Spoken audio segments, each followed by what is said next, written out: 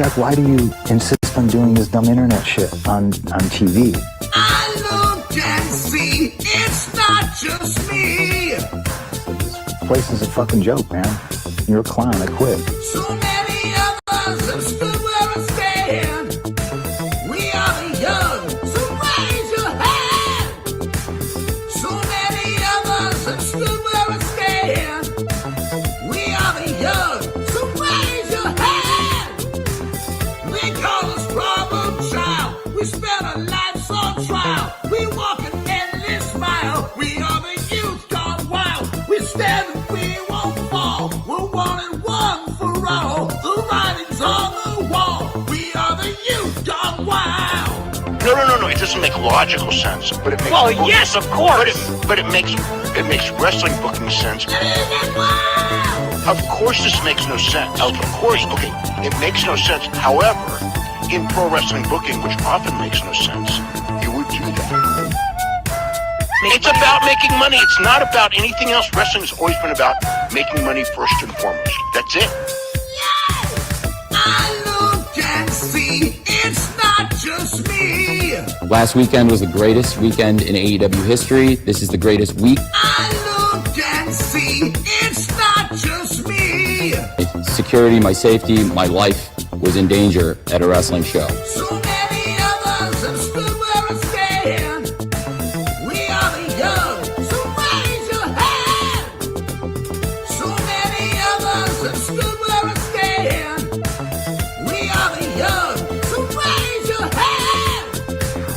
They call us problem child. We spend our lives on trial. We walk an endless mile. We are the youth gone wild. We stand and we won't fall. We're one and one for all. The writing's on the wall. We are the youth gone wild. They call us problem child. We spend our lives on trial. We walk an endless mile. We are the youth gone wild. We stand and we won't fall. We're one and one for all. The writing's on the wall. We are the youth gone wild. Let it get wild. Yeah. If you're familiar with how we do things often here on these Wednesdays, it's a lot like one of my favorite movies, Time Cop. What? Fuck you. Fuck you. Yeah!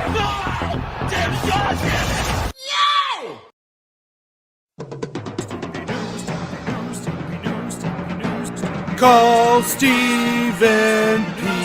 News.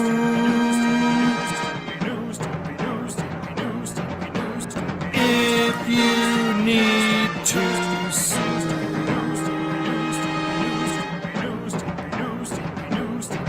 An outlaw mud show or two. Goes with the rest.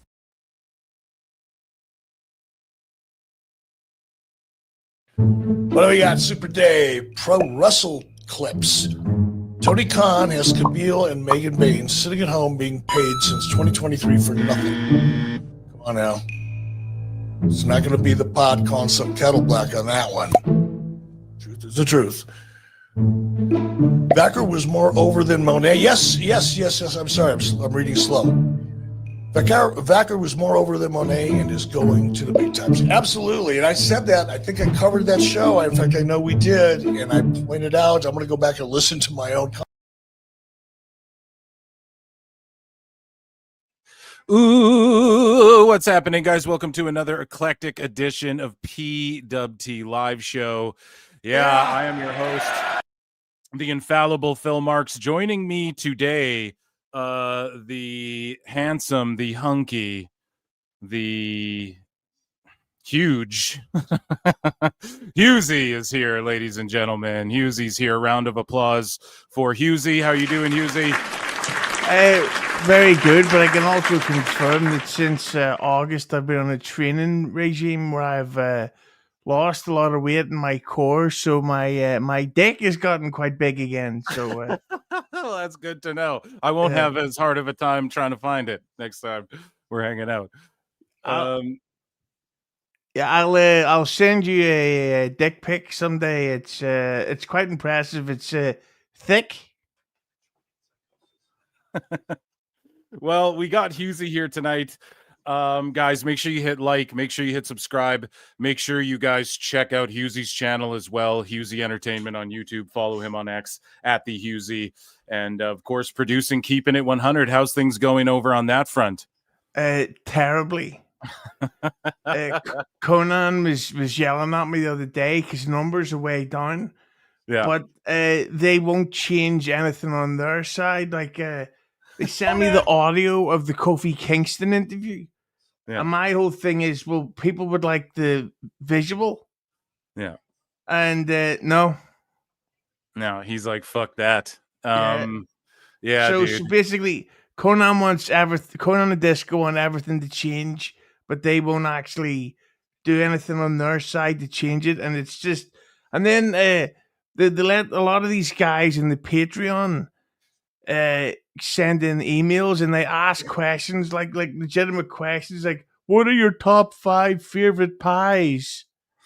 It's like, are you fucking kidding me? Like somebody actually sat there and thought, you know what would be interesting content? A pie list. Oh my god. Well, speaking of pie, Hughesy, we got a lot to get to this evening. I know I only have you for a chunk of time. I appreciate you being here. It's got to be like an ungodly hour right now. Over 7 past midnight, which sounds like an Iron Maiden lyric. So, what do you want to start with? Hughesy, let me ask you actually, do you have any allegedlys you want to throw our way? Allegedly. Or do you want to, we got some WWE news, we have some AEW news. I don't know if you have any allegedlys you want to throw our way for either side, but yeah, anything on the top of your mind that you want to talk about or bring to the show? Well, one of the things that I heard, I can't remember who it was, Right. but so it's quite obvious at the minute that Orton versus that Orton versus Rhodes is the WrestleMania plan. Right. And I don't know if you've covered this, but it's just most people know, WWE always have like 5, 6 backup plans in place just in case if plan A doesn't work out, then we'll go to plan B, plan C, and then the other letters of the alphabet, which I'm not going to bore you by going into them. I know the alphabet and I don't have to brag. So one of the things that I'd heard was that if something goes wrong with Orton, because we all know his back injury is legit, all that stuff, it may be Cody versus Jacob Fatu, and Conan actually said on Keeping 100 that he thinks if that match were to happen, he cannot see Cody being a babyface. Yeah, why would he? Jacob's getting so over. That would be pretty crazy. And that is kind of a WrestleMania spoiler, if that is. So spoilers, guys, should have told you beforehand. But yeah, but it's pretty obvious they're building to Orton, though, with Rhodes. And obviously, yeah, Orton's back. And he's older. I mean, he earned the right to show up kind of whenever he wants to. But what have you heard about, like, if anything, about, Jericho possibly coming over, and Edge? Everybody believes that WWE's teasing Edge heavily for this Cena retirement tour. They announced his tournament, and it seems to be like a bunch of older names as well. So what do you make of like the names chosen? What do you make of like Edge and Jericho and all of those rumors? Well, see, the Jericho thing is interesting because there's so many signs that say he's coming over to WWE. Right. But Disco made his annual good point where he said that Jericho's infamous even behind the scenes for working people. Yeah. That that a lot of people in AEW didn't know Jericho was joining AEW until he turned up, and they were like, "Holy shit, we've got him." So Disco made the point of saying there's so much evidence that says Jericho's leaving AEW that he likely isn't. Mm-hmm. And like it's that manufactured, sort of. Yeah, and that wouldn't shock me at all. And I also heard that Edge and Christian have re-signed significant deals with AEW. Yeah. So And they'll be there for a while. And there's a lot of talk about PWG. I noticed like Excalibur bringing it up and the Bucks talking about, yeah, PWG. And I'm wondering if Tony Khan's old plans of putting FTR and Edge and Christian in charge of like a PWG or like a training facility, that could come to fruition maybe in the next little while. But who knows if like fucking Dynamite will even be on TV in the next couple of years. yeah, well, based on all these reports, from what I've read, that if and when this WBD sale happens, the majority of their contracts are null and void by law. So AEW could stick around on Paramount or well, not Netflix because of WWE. Mhm. So AEW could stick around, but I would be shocked that if they're like, yeah, we'll keep paying you $500 million for this shit that has the smallest audience in history. Yeah, it's pretty crazy. What do you make of everybody melting down over like the ratings? Everybody's like, SmackDown did its lowest rating. It was on against the World Series and Halloween. And like obviously WWE fans are taking their kids trick-or-treating and shit. I mean, that's not the number one thing, but it's like, yeah, everybody anticipated that it would be a low number. The next night Collision posts its worst ratings of all time. But Exactly. it just seems like a bunch of AEW fans are screaming and crying on like what behalf of WWE. WWE fans don't give a fuck. Gives a shit. Worry about AEW right now, dude. Yeah, but at the same time, I think that SmackDown has become incredibly skippable. Yeah. And this Cody Rhodes stuff, like I would literally open the next SmackDown this week and open a match. Drew beats Cody for the belt. Like Oh, that's that how I would would be open the amazing. show. And then there's your storyline for the rest of the year is Cody chasing the belt, and then allegedly one of the rumors I've heard planned for Mania is Drew versus Brock Lesnar too. Damn, that would be cool too, because they did it during the pandemic the first time. And yeah, I mean, we know that Brock will lay down for Drew or whatever, but he probably didn't. Like, that's the thing. Will Brock lay down for Drew, do you think? Second time around, yeah, I don't think he'd give a shit really. Well, like in the pandemic, though, Brock's like, I just want to like someone else take this belt so I can go home. Like, everything's fucked up right now. For as far as this time, it's like maybe because Drew's in movies now and he's like, he's one of their top heels. And it's not like Brock's ever been overly selfish in wrestling either. But yeah, it's curious. Like it's the second time around. Does Brock go, no, I'm going to get that win back? It'd be interesting, but I'd be so down with that as a feud. You know, one of the more fascinating stories I've heard is that Brock Lesnar twice shut down WrestleMania matches with Bray Wyatt, and for some reason he just had a problem with him and refused to work with him. And I would love to know what the fuck the story was there, but sadly we never will because Bray's gone and Brock doesn't speak. Yeah, maybe it was just like he didn't want to do. I don't want to fight demons and shit, Like I don't want to fight a demon guy who chokes me out with his finger gloves or whatever. Like I'm sure it was just something like that.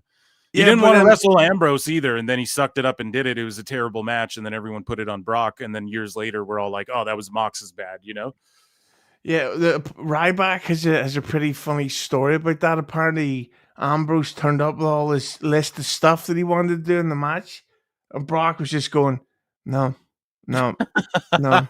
He's like, Don't "I'll work just for me, bro. suplex you. There's your match." Oh yeah, and But it's like when Brock too, he probably heard all that shit and was like, "Okay, it's gonna be worse. Like I'm just gonna suplex you around now, you dumbass. You shouldn't have said any of that to me." yeah, but regarding that SmackDown rating, that whole show needs a total reboot. Like they need to change the logo, change the set, change everything because it just feels like the same fucking show all the time. Yeah, And even when I don't watch it, and you wake up and you see the YouTube clips, you just see the titles and you go, "No, I'm not wasting time on this shit." Because I thought the Raw has done some good stuff lately, but with SmackDown, it's like Cody again, Drew Mhm. again, the fucking Solo Sokoa gang again. A tag team match like that tag division is kind of like blah, They ran through them like the Whites just ran through them all, have the belts, and then You just know that some of that tag division will be on the show. This last week, Frazier and Ciampa, who are typically in the tag division, they're fucking wrestling for the US title against Dragunov and all this shit. So now that's starting to bleed over. And yeah, I agree. SmackDown needs to be revamped. The average was 933K. So the fucking lowest in history for SmackDown. All-time lowest for a first run, down 19%, blah, blah, blah. And the World Series Game 6, though, had 17.5 million viewers that day.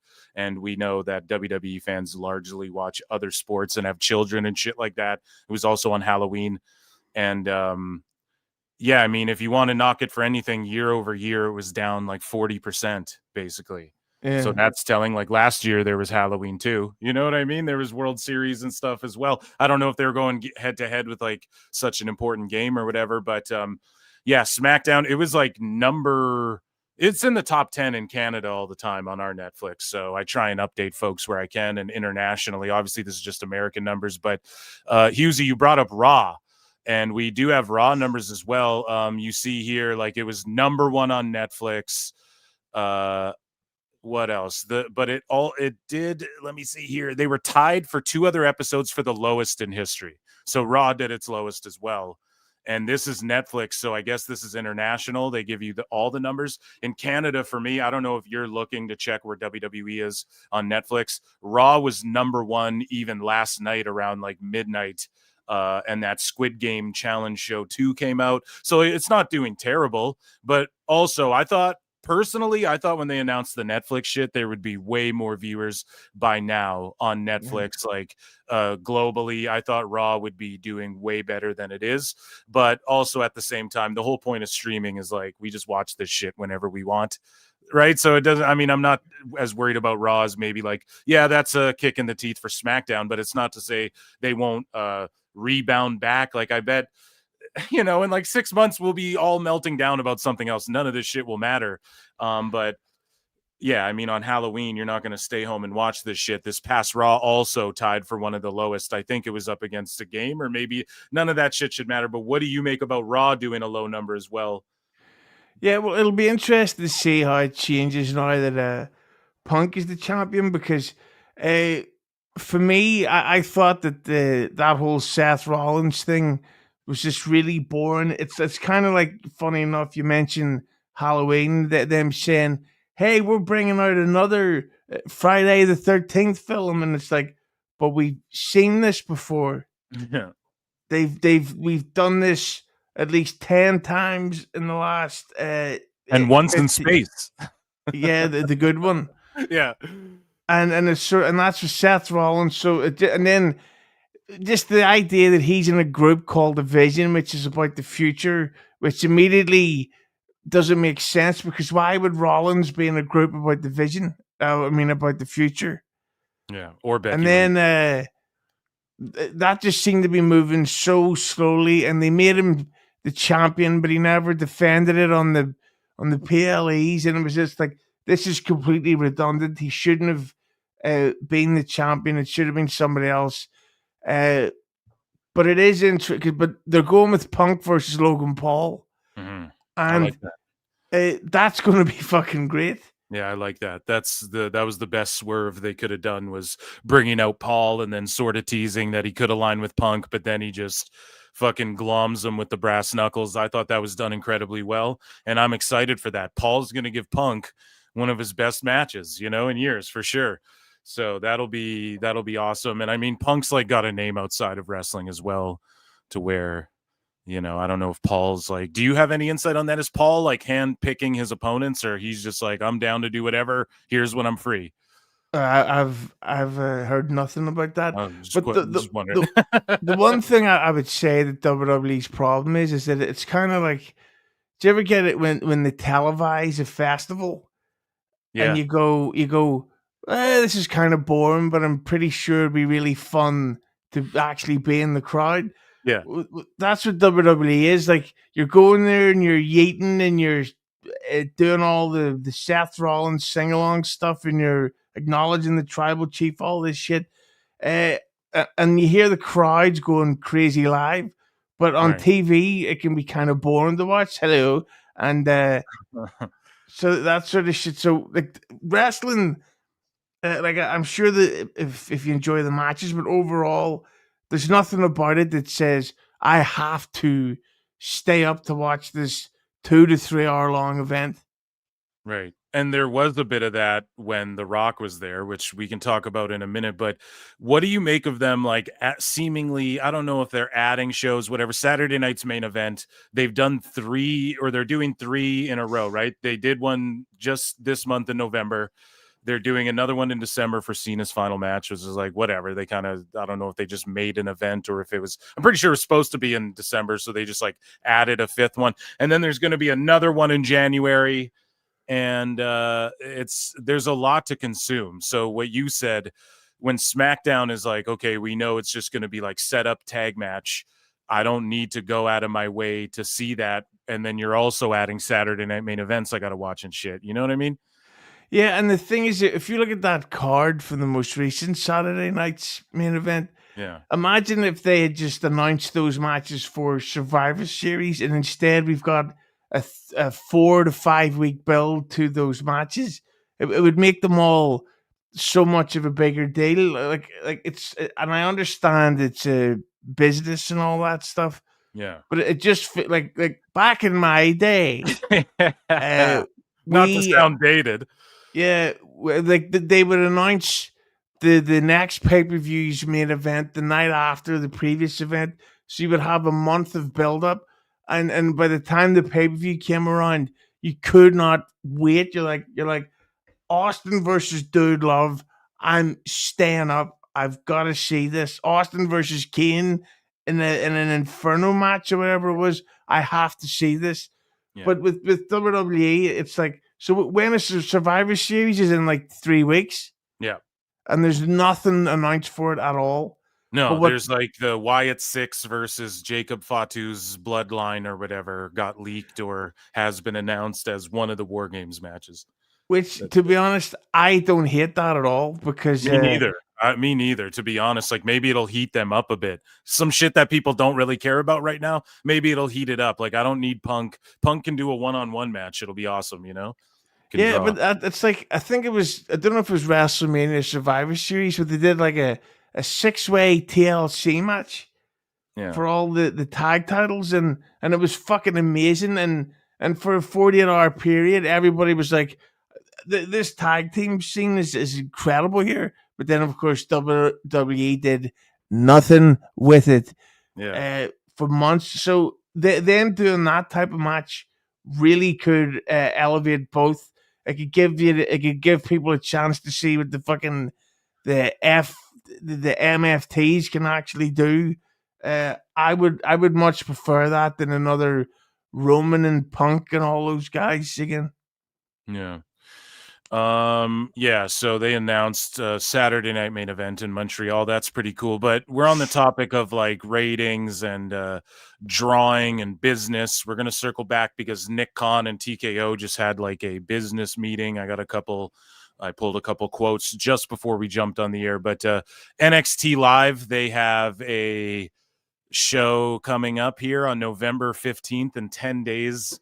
They're set up for just shy of 1,000 tickets, and they've sold almost all of them. So NXT doing well in that regard. I like to bring just whatever attendance is to the show. You know what I'm saying, Husey? It's more interesting to me than the fucking TV ratings, because at the end of the day, a bunch of people who want to clown on other people for TV ratings will also argue to you that streaming's what matters. Ultimately, what matters, it's a live touring wrestling show. So what are their live attendances doing? You know, that's the way I look at it. But everybody's saying, because recently, and I want your thoughts on this, SmackDown had a couple of rough attendances, selling like 4,000 and 6,000 tickets, filling like half of these buildings. And then, but right away, like they go to MSG and they're going to sell out like 16, 17,000 seats. So I just think like, obviously different markets, you're going to have different ticket sales. Do you think like the holidays have something to do with this, or it's just the cost mixed with Like, why do you think they're having some stinkers of fucking attendances lately? But then again, like they go to New York and then it's a sellout again. So does it really matter? They don't give a fuck about that. They don't do house shows anymore, you know? I would say it's a little bit of everything, but I think what we're also seeing the down slope. I don't know if that's the right term of Cody Rhodes. I think he's been over pushed, and they should have had him. Do you remember when Drew they had like a fight on SmackDown? Drew should have beat him on SmackDown, and then the storyline could be Cody chasing the belt. Right. That's more compelling too when Rhodes is chasing. Once he has it, it's like, all right, that's like the end of the chapter, the end of the book almost. That's like there's something I heard from somebody. I can't remember his name. He said that apparently in creative that they're now fully aware that it's better in general to not have the belt on Rhea Ripley. Because she can draw without having the belt. Yeah, and because of her size, because well, A, she's so over they can't make her a heel. Yeah. So it doesn't look good when a baby face is fighting like Carrie Sane. You know, so so they know now that it's probably better for her to not be in the title scene, but at the same time, there's no way Rhea Ripley versus Bianca Belair is in one of their big planned matches. So, you know, TKO, they get a lot of criticism, but they just had like a investors call or whatever. And it's, I mean, they're making money hand over fist.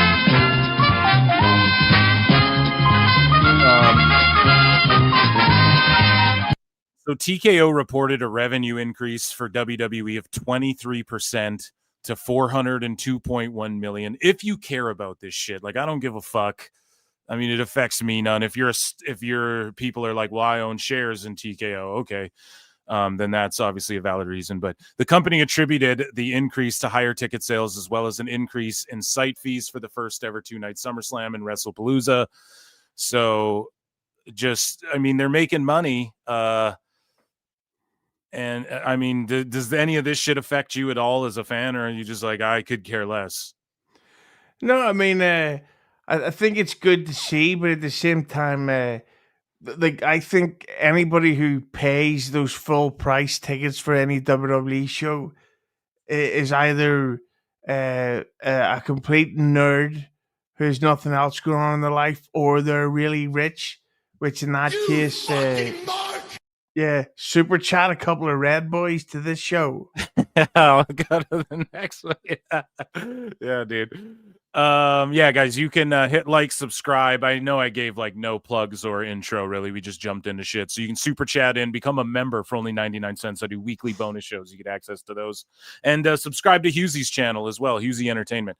So Nick Khan said that they remain bullish, they being WWE, on ticket pricing, saying increases were appropriate for the marketplace and that the scarcity in U.S. shows with house show reduction and international expansion has been a good thing for overall gains.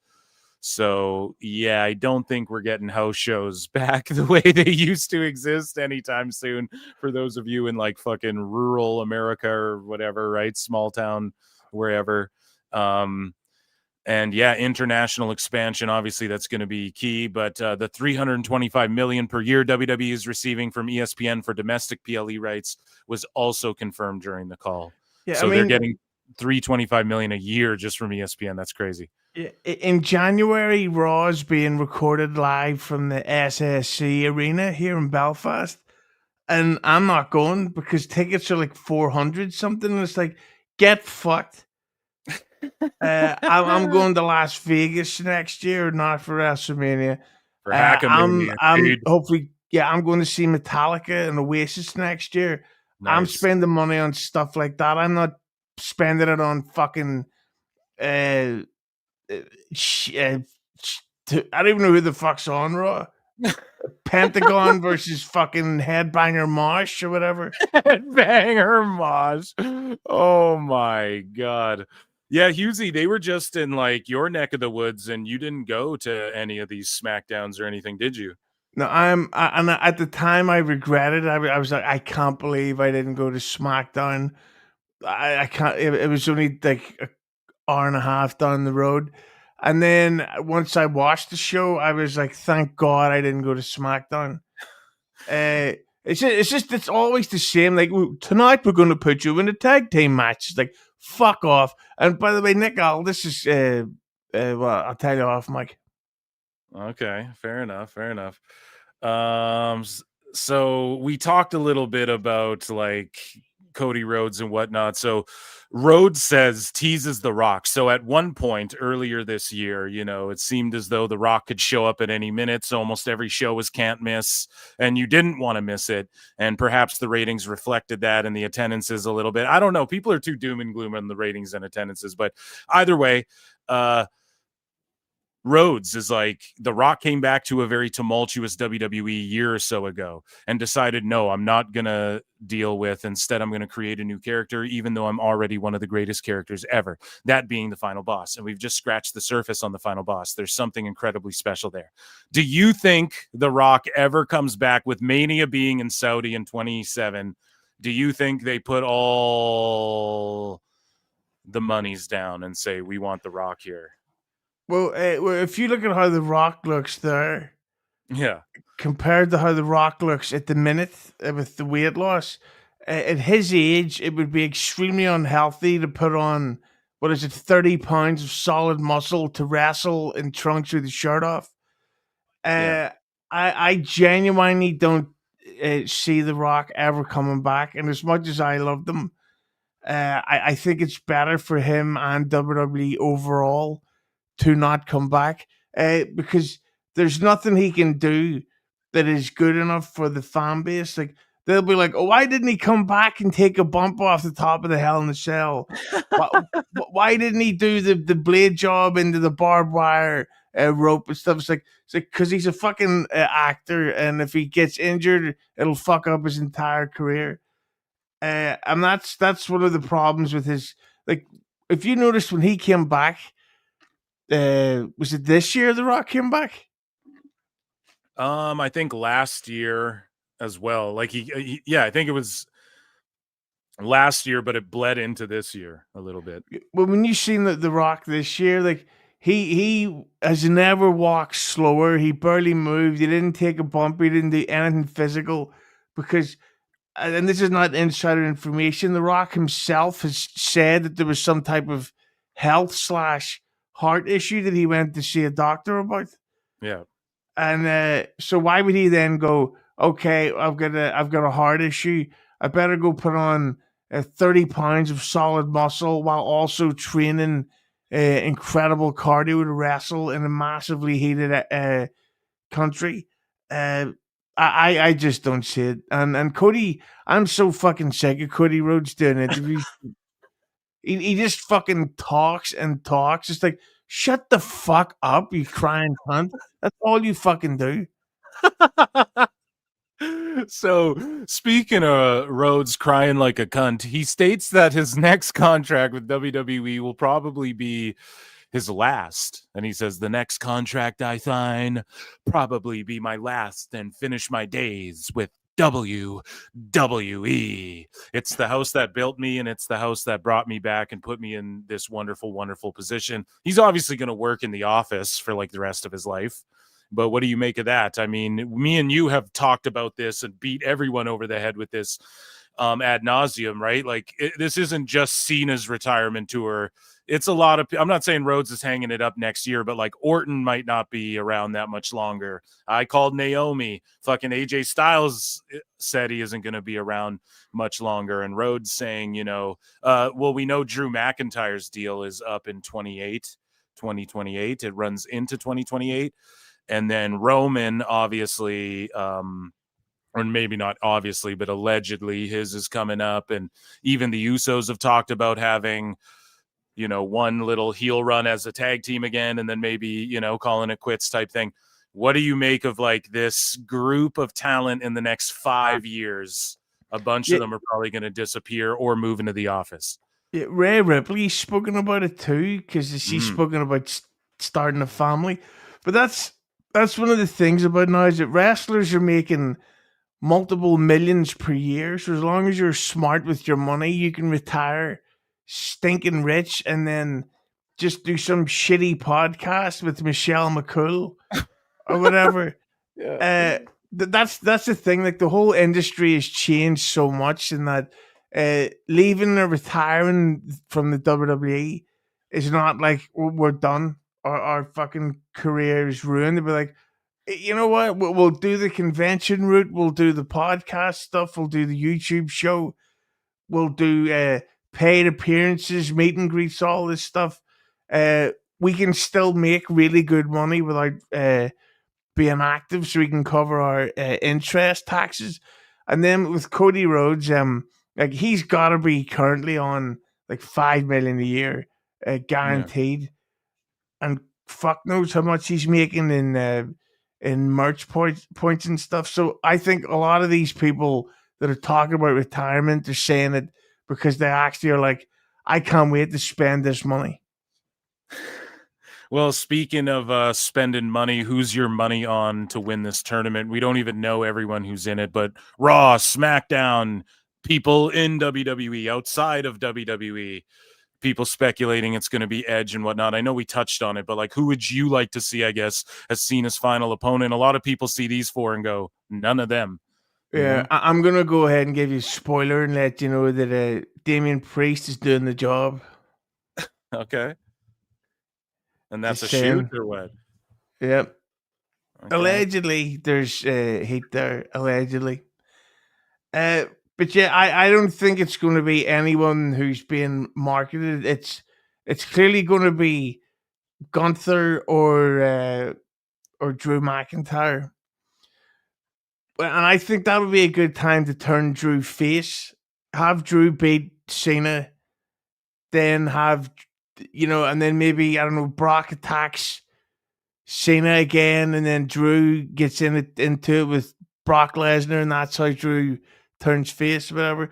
But my personal choice, if I had the opportunity to pick, would be Chris Jericho. Me too. It's not going to like do anything to help the future of the industry, but that would be such a huge moment and a huge wave, because it was pointed out on Keeping 100 that Jericho was John Cena's first ever WWE pay-per-view opponent. So I didn't know that. Yeah, at a Vengeance 2002 or something. I'm a mark. And we all are, dude. Fuck yeah. I probably got Just that made the wrong. list. Yeah, he's talking out of your ass. Someone will come and chat. Actually, it was Rey Mysterio. Did I ever tell you my Chris Jericho meeting story? No. I think you told me when you met Osprey, but no, not when you met Jericho. Yeah, this isn't as fascinating as the Osprey one, but so it was. There's a place in Belfast called Nando's. It's like a chicken restaurant, and Fozzy was in town doing a show, and I was walking past to get my bus home, and I was just like looking at the fuck, that guy looks like Chris Jericho, and it actually was him, and he sort of seen me staring at him, and he goes, "What?" So I went over and "What to you?" Yeah, because he see me sort of eyeballing him, and he's like, "What?" Because he was in his rock and roll tough guy mode. And so I went over and I spoke to him, and I get a photograph, and we had a short, like 90-second conversation about Aerosmith. So it was quite excellent. You so did you let me ask you and be honest, did you pull the hey, I produce a Conan show, you guys are friends? I don't actually think it was working for Conan at the time. That was still Kevin Smith. Okay. Oh, just Kevin Smith, even a bigger name drop there. Hey, yeah. Guys, let me check in with chat really quick. Kevin Pierpont, speaking of Kevin's, has been a member for 6 goddamn months. Thank you. And then at ST, I don't know why YouTube changed it like this, where it's the handles and not your guys' names. It's been driving me nuts for the last week. ST CH2MS has been a member for 8 months. Shout you guys out. Thank you so much. We will acknowledge you guys. Become a member for 99 cents. You get access to weekly bonus shows. And what else? Yeah, and then you can super chat in. Make sure you hit like, make sure you hit subscribe, retweet, whatever. Acknowledge me. Dude, I want to make fun of AEW a little bit with you, Husey. Are you down to watch some cringe Tony Khan videos? Oh my god! You know, somebody sent in an email the other day about Starcade 2000 and how it was just this fucking disaster, and how the end of WCW is modern day AEW. Like it really is like you're watching something slowly die, and it's actually kind of sad. It is, dude. It is, dude. So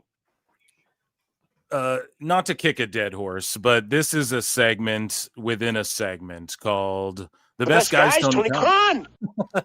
So, dude, I have some cringe Tony Khan videos.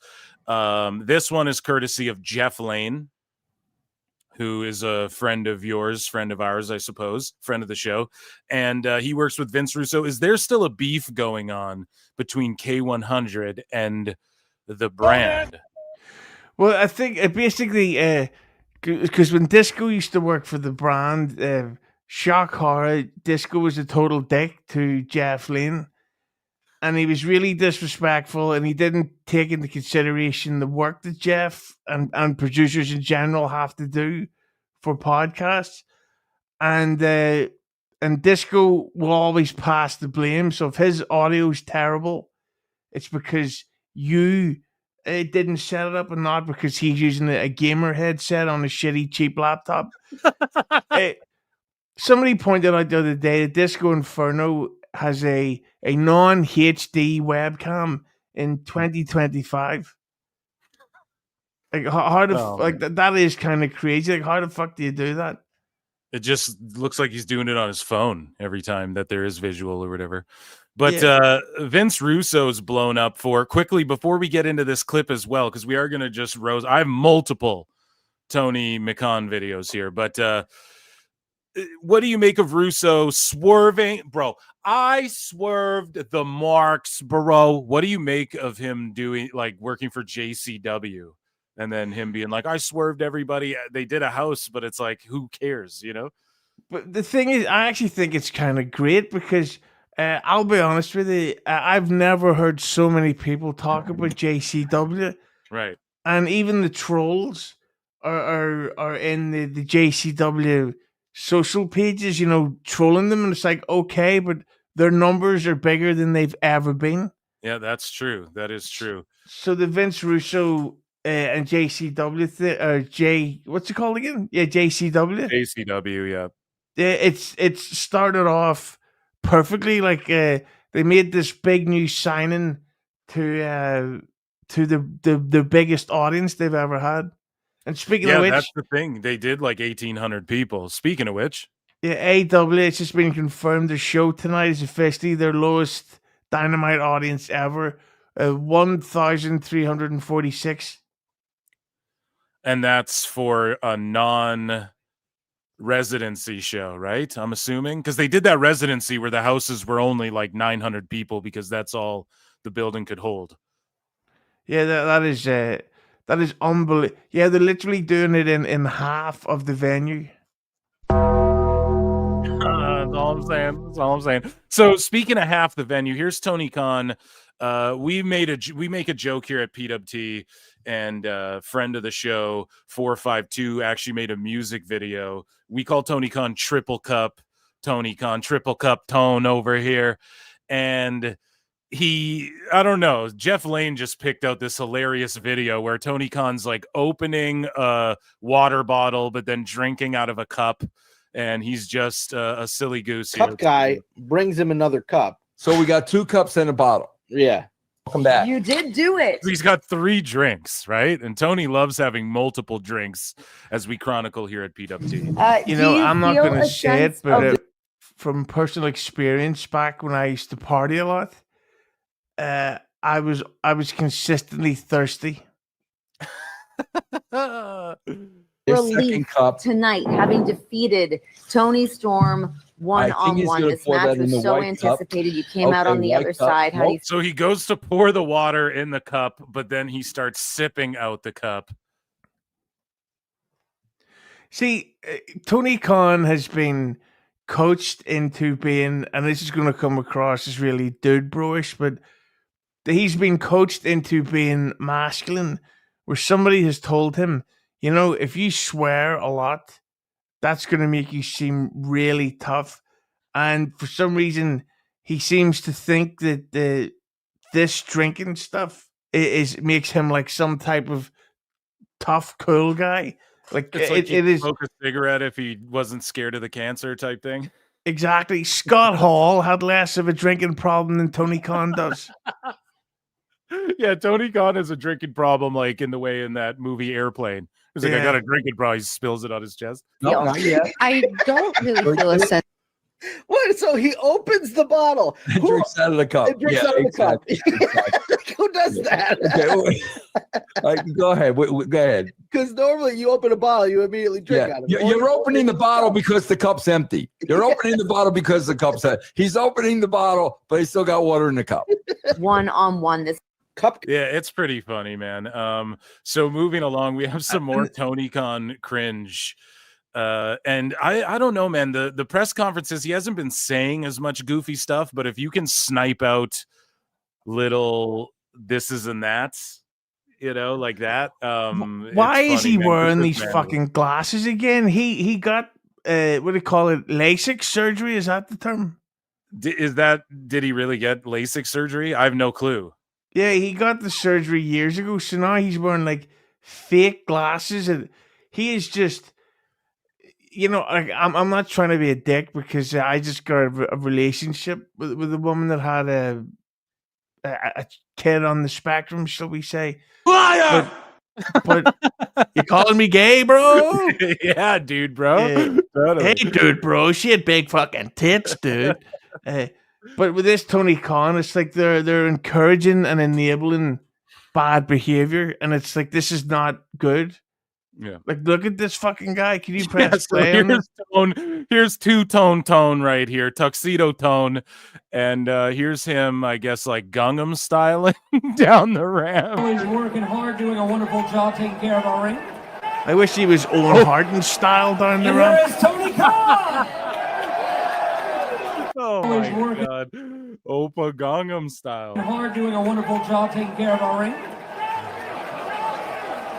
Tony Khan style. Oh, You know, I can't remember who told me, but they said that it's basically he is a laughing stock behind the scenes. Oh no, gee, you fucking think? Yeah, like that's my Thank big you. insight. Like the wrestlers can literally tell him, I can't make the thing you've booked me into. I have a wedding to go to. And he'll be like, yeah, sure, no problem. Have a great time. Can I come too? Some people would say that that's inhumane, though, to be like, well, no, you can't. No, you can't go to the fucking wedding. You know, some people would say that would be shitty of him to do. What would you say to them? I would say he would be in his rights to do it. If like when you're like that's one of the things with Vince McMahon. Like he may have been a fucking a deviant who shit on women's head during sex and stuff, but he was also a brilliant boss.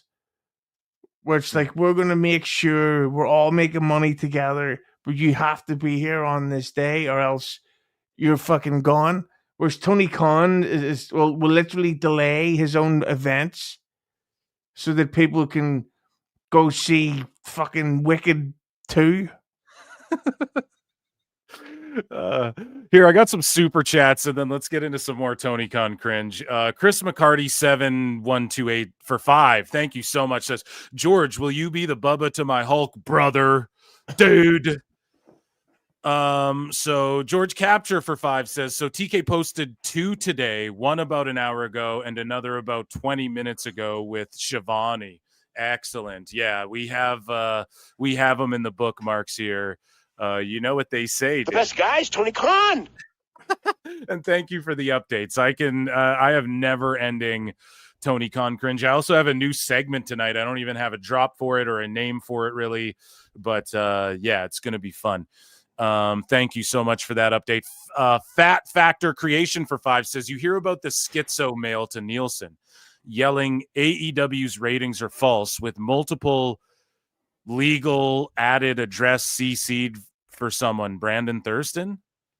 For some reason, sorry. You hear about the schizo mail to Nielsen? No. So somebody sent in like crazy mail to Nielsen being like, oh, AEW's ratings, why don't you fucking show the true ratings and shit, like that sort of thing. I don't know. Someone would have to tag me on X or send me an email or something, and I'll take a look at that. But I don't think it has anything to do with Brandon Thurston, if that's what you're saying.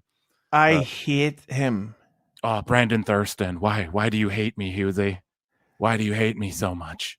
It's his voice where it's I just know. like, it's just that sort of thing. Do you ever get when you go see a band and they do like a 3-hour long show? Hello, The Cure. And you look at the set list and you go, if this was 90 minutes, this would have been a classic. But you just filled it full of shit. That's what a Brandon Thurston sentence is. It's always 17 words too many. The Stuttering John sequel. Oh, the Duke. How do you compare me?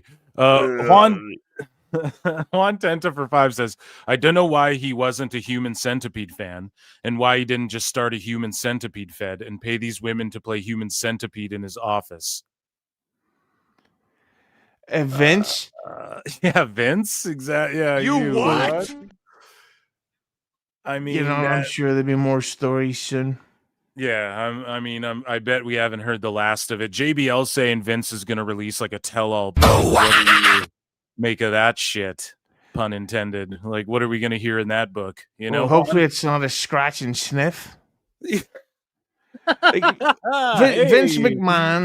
McMahon could probably tell you stories that would make your ball hair change color. Like, so one day me and the Ultimate Warrior are doing coke at the Playboy Mansion and the Macho Man comes in and he's just had a physical fight with Roddy Piper and you're like, what? Yeah. Vince McMahon must have stories and dirt on people. I can't wait. I will always love Vince, even if he's found guilty. I'll be like, yes, but he's Vince McMahon. So you'll always love Vince as far as like what, him as an on-screen character, or like he did a lot of crazy shit for business that like he trailblazed and whatnot. Like he.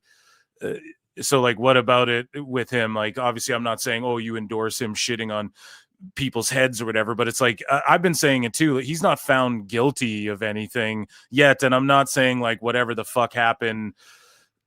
I don't know, whatever. I feel bad for victims, obviously. Like I shouldn't even have to explain that, but it's like you have to be able to applaud him for what he did creatively, what he did fucking business wise and things like that, but if he does this tell-all book, you think he's gonna like go down swinging, take everyone down with him type shit, or just put everyone over?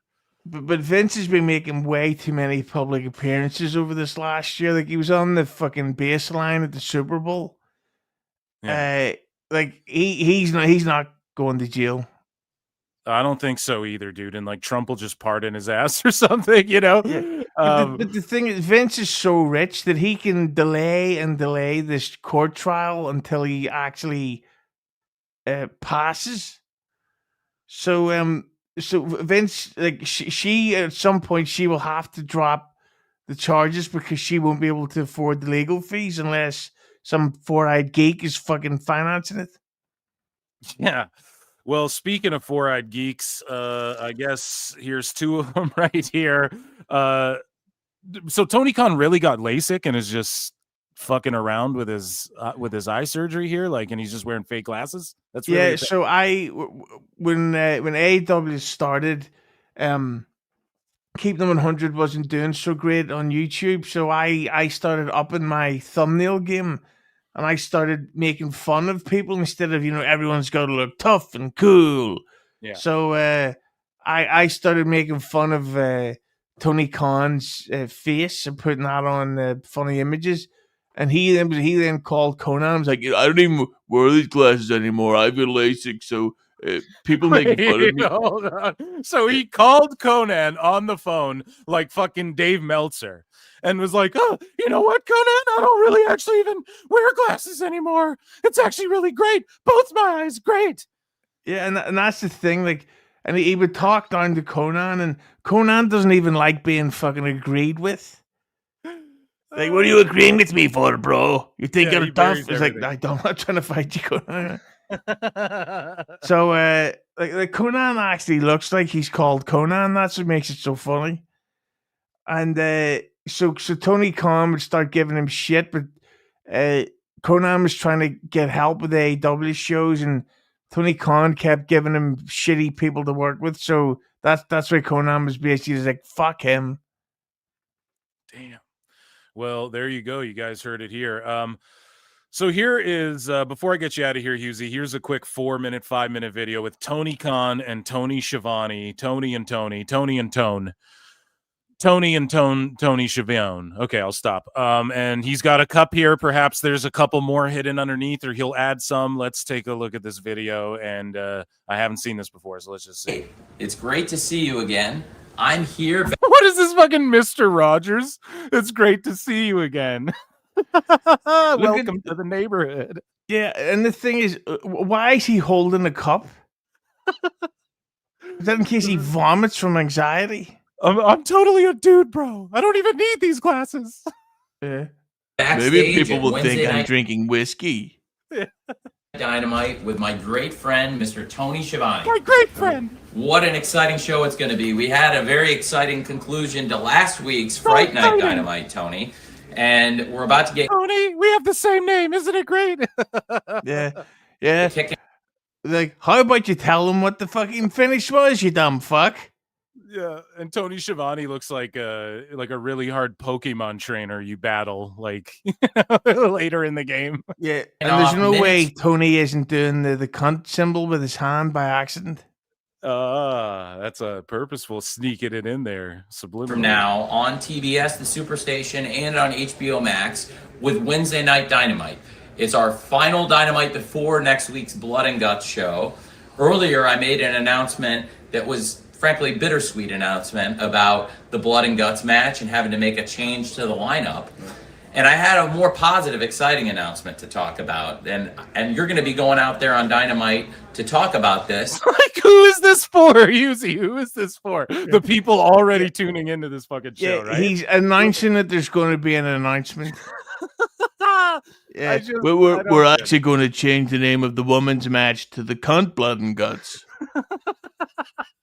Minutes from now on TBS and HBO Max. And as you know, Tony, it means so much to me to be able to do wrestling here on the Superstation TBS with you. I'm so proud of it because I grew up watching wrestling on TBS and I grew up watching you on this Nobody channel. cares. And it's really... It's like, who does this appeal to? Bro, you got, like, I said he should hire an editor and still do these videos, but get some kid who knows, like, Mr. Beast style editing and at least try and like meme it and make it cool to younger people or do something like, who is this for? I don't get it.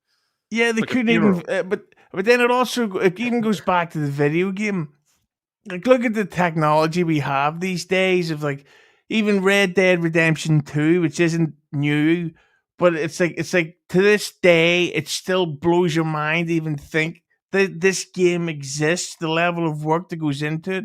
All this open world stuff in 3D and hologram and Tony Khan's great ideas. Let's make an N64 game and let's put hundreds of millions into it. Well, 115 million into it. Even though that system went out of date because so few people like the N64, he's like, but I want one, and that's what matters, right, Dad? He's like, oh God, this guy's a cunt. You matter forever. Yeah.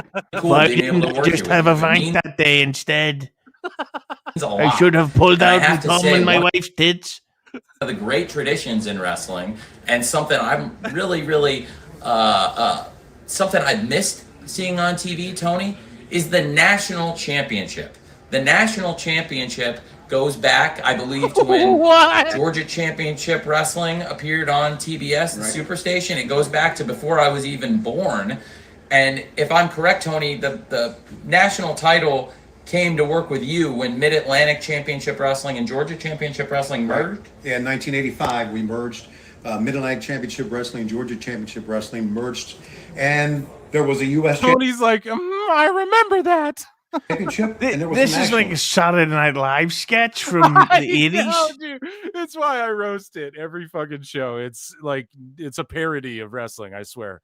Championship. It's like that Southpaw regional wrestling that WWE was doing. And these two championships together were put together one match at the Omni back in 1986, and it became the U.S. Championship. So it's probably outdrew AEW in 2025. In almost 40 years, Tony. Wow, 39 years.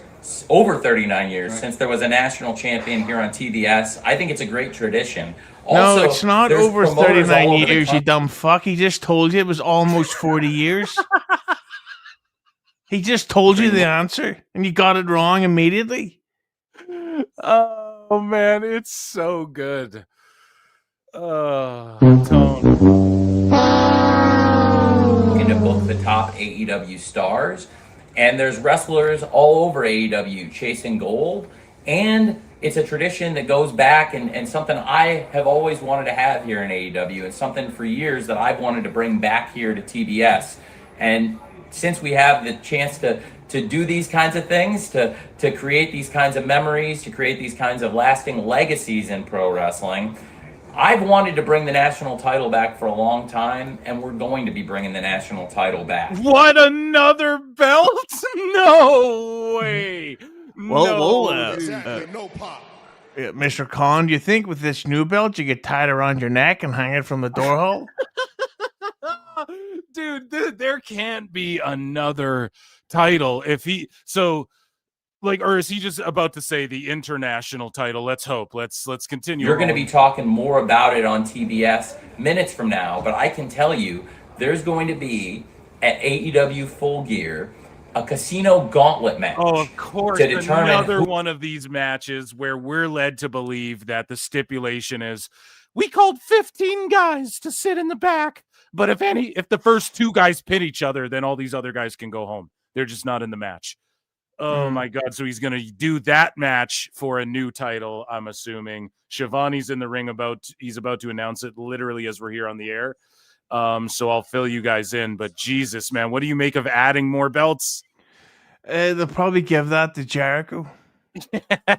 Upon his return, straight up, man. Who will go out on TBS, who will be... There's a lot of wackos who'd fucking like that. The first national champion Tony Khan on the is such a mark Superstation. that Jericho will be like, yeah, I want to stay to be the Georgia champion with the $8 million per year contract. I'd love to represent that championship. And Tony Khan would be like, sure, we're great friends. Can I have a photograph? It's like, fuck off, cunt. And here's the thing, dude. He comes on this thing, and you said it before, announcing an announcement again. He comes on here to say, we're going to announce something special about the national championship. And then he gives all the history of it. Like, why didn't they put a package together and do this on the fucking show like WWE did for AAA or whatever? What's going on, man? Yeah, AEW should have an event called Announcement Mania. Where it's Tony can rattle off. It's a 2-day event once a year where Tony Khan for 4 hours just announces over and over again tournaments and battle royals and new belts and all this shit. Like, it is this clip should not be this long, and the fact that it went this long and nobody checked the lighting and said, hey, do you want to move over here so it doesn't look gray? I know, dude. That's the biggest thing. Like, I roast that endlessly, as well as the production. Sometimes it'll be his full body, his shoes will be in it, and you're like, what's going on? And then you can see the scuff marks on the gym floor and shit, and you're like, why? Who's filming this that didn't get this more in frame or whatever? There's a bit more of this clip usually. Let's watch this last little chunk. It's going to be a very prestigious opportunity to be the national champion. So it's a new title, guys. That's what it literally is, a national champion after they already had an international champion, which was and then a continental champion, and it was fused to the unified champion. And like, why does any of this shit matter anymore? I've spoken to other promoters. I know my friends at New Japan Strong are anxious to bring an AEW national champion to defend the title in New Japan. I know in Ring of Honor, we would love to see the AEW national champion make appearances. And of course, here on Dynamite, on Collision, a national champion could be a great thing. And it's going to be great bringing the national title back to the Superstation after all these years. And you will be out there on Dynamite minutes from now on TBS, where it all began, and you'll be out there. Hey, we had an international title. Wasn't it awesome? We got rid of it. Let me introduce a national title and then talk about how guys from Japan are going to come fight for it. Are you fucking kidding me? Like, oh my God. Stupid idiot. It's just void of like any. It's like when he made the fucking All Atlantic title, and then there was Japanese guys fighting for it, and you're like, do you not like Tony?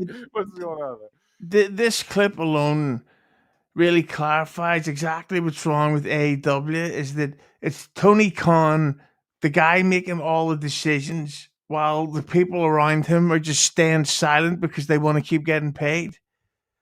Like, this is a terrible idea. And considering that WWE is just going through a rough patch right now, this is the perfect time for him to sort of capitalize on this stuff. But instead, he's like, remember wrestling from the 70s? No. Well, good, because we're going to bring it back. And it's like, oh, God, this guy's a silly goose. I was going to say the word. Talking about who some of the permitted participants here, in this Casino Gauntlet match are going to be. Look forward, because if you think about the national championship, the great wrestlers who held the national championship. Wahoo McDaniel was the last one to hold the national championship. Tommy Rich held the national. That's a lot of tradition right there, Tony. It's a great tradition. There have been some great national champions. You mentioned some of the great ones. And again, when you have a title that's got this kind of prestige, this kind of lineage, great champions like those, great champions like Dusty Rhodes. You had Jack Briscoe, whose son and hates like you said, Paul Orndorff. You mean the guy who's one of his kids fucking hates your guts, dude? Jesus, man. Tommy Rich, Ted DiBiase, so many great wrestlers to hold the national title. And I can't think of a better way. All guys who refuse to work here. Okay. Maybe I can get their widows to fucking come on the show, but one day, but. Okay, this is all great, Tony. Now let's show footage of those wrestlers winning that belt. Oh, wait, you can't because you don't own the footage. To bring it back to pro wrestling. Okay, then this clip's right almost here done. on It's like TBS, the 10 seconds. Superstation, and with you, Tony Schiavone, talk minutes from right now. Minutes from it right all now. kicks off Stop. 8 p.m. Eastern. Stop watching this. Go watch our show, man. What a spectacular fucking clip. That rules. We have more of that, but Husey, I know that you got to get out of here, dude. Plug anything that you got going on, and then I will let you free off into the wild. My good friend, thank you for being here. Yes, well, I can officially announce that if you come to my YouTube channel, Huge Entertainment, the host of this show, the great Phil Marks, will be joining me. I'll be doing a live stream interview with Sean Oliver. Let's go. And we will also be joined by the great Shuli Igor from the Howard Stern Show. Wow, that's so awesome. that's going to be a good laugh to do that. I haven't spoke to Sean in years, and I always get along well with Shuli. So that's I'm going to have to email them on Sunday to try and lock down a date and time. But for anyone who can see in the background there, I've got my Christmas lights are up. I haven't turned them on yet.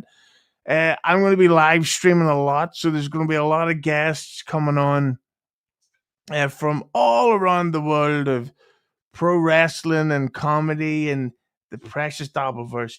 And I'm going to be streaming a lot because I'm going to Hackamania 3 in Las Vegas next April. Hell yes. And I'm in full-scale grift mode. It's expensive and times are tough, so you pieces of shit can pay for my vacation. Thank you very much for all the red boys. I will be there, ladies and gentlemen, at the Husey on X, at Husey Entertainment on YouTube. A round of applause, and Husey, I'll catch you over there. I'll give you a DM too. Thanks for coming on the show, brother. See you soon. Amazing. Guys, Welcome to another eclectic edition of PWT live show. That was the intro to the show. Amazing. We're going nuts here tonight. That was great stuff. I am Phil Marks, and my guy Husey just popped in last second, and he had about an hour. So I just wanted to get his thoughts on the current state of WWE, and then, of course, I wanted to EFAP some Tony Khan. I knew I had a bunch in there, and I wanted to watch some with him. So we're going to circle back. We have more Tony Khan in a bit, which we're going to come into and make fun of in a minute here. I'm going to check in with chat. Orange Cassidy's showing up on screen here. And what else do we got going on tonight?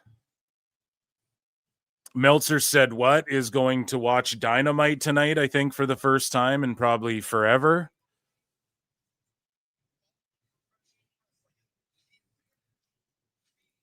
Yeah, so that's cool. So shout out Meltzer said what, the GOAT. I'm on the air. Okay, so guys, listen. Thank you so much for being here and all your contributions. Speaking of which, Chris McCarty, 7128. Make sure you guys are hitting like and whatnot. Thank you. Sorry, Husey just did a quick run-in. That was spectacular. Shout him out, a little insight, some jokes, some hot takes. And that was awesome to have him making fun of Tony Khan with me. I'm debuting a new segment tonight, and he will for surely be joining me for some of those in the future as well. But for two, Mercedes is the Dina Ambrosa of the Four Horsewomen. Yeah, I mean, except for here's the thing. The well, wait, though. That's okay. That's so you mean like of the Shield, if you're to compare four horsewomen to the Shield. Fat Factor Creation for Two says TK talks like Opie, the Opsta, half expecting, hey doggy. My radio show. It's all great. Trust me, it's great. Sorry, that's my terrible Opie impression. Opie Hughes. That's who I assume you're talking about. Okay, guys, so that was amazing. Round of applause to the PWT universe. We have nearly we have 250 watching on X and YouTube across both channels. Guys, like, subscribe, retweet, all that good shit. We have tons more news, and I want to go back to WWE news and just talk about a couple of thises and that's. Then we're going to come back to AEW news, talk about thises and that's. We have another Tony Khan video to EFAP, a longer one. So, round of applause. And I told you guys, tonight's show was can't miss. It's going to be great. I told you how great the show is. That's crazy, that story about like Tony Khan's glasses and how he called Conan and got mad. That's crazy. I mean, I didn't even know that was a thing. So, ladies and gentlemen, let's go back into some WWE.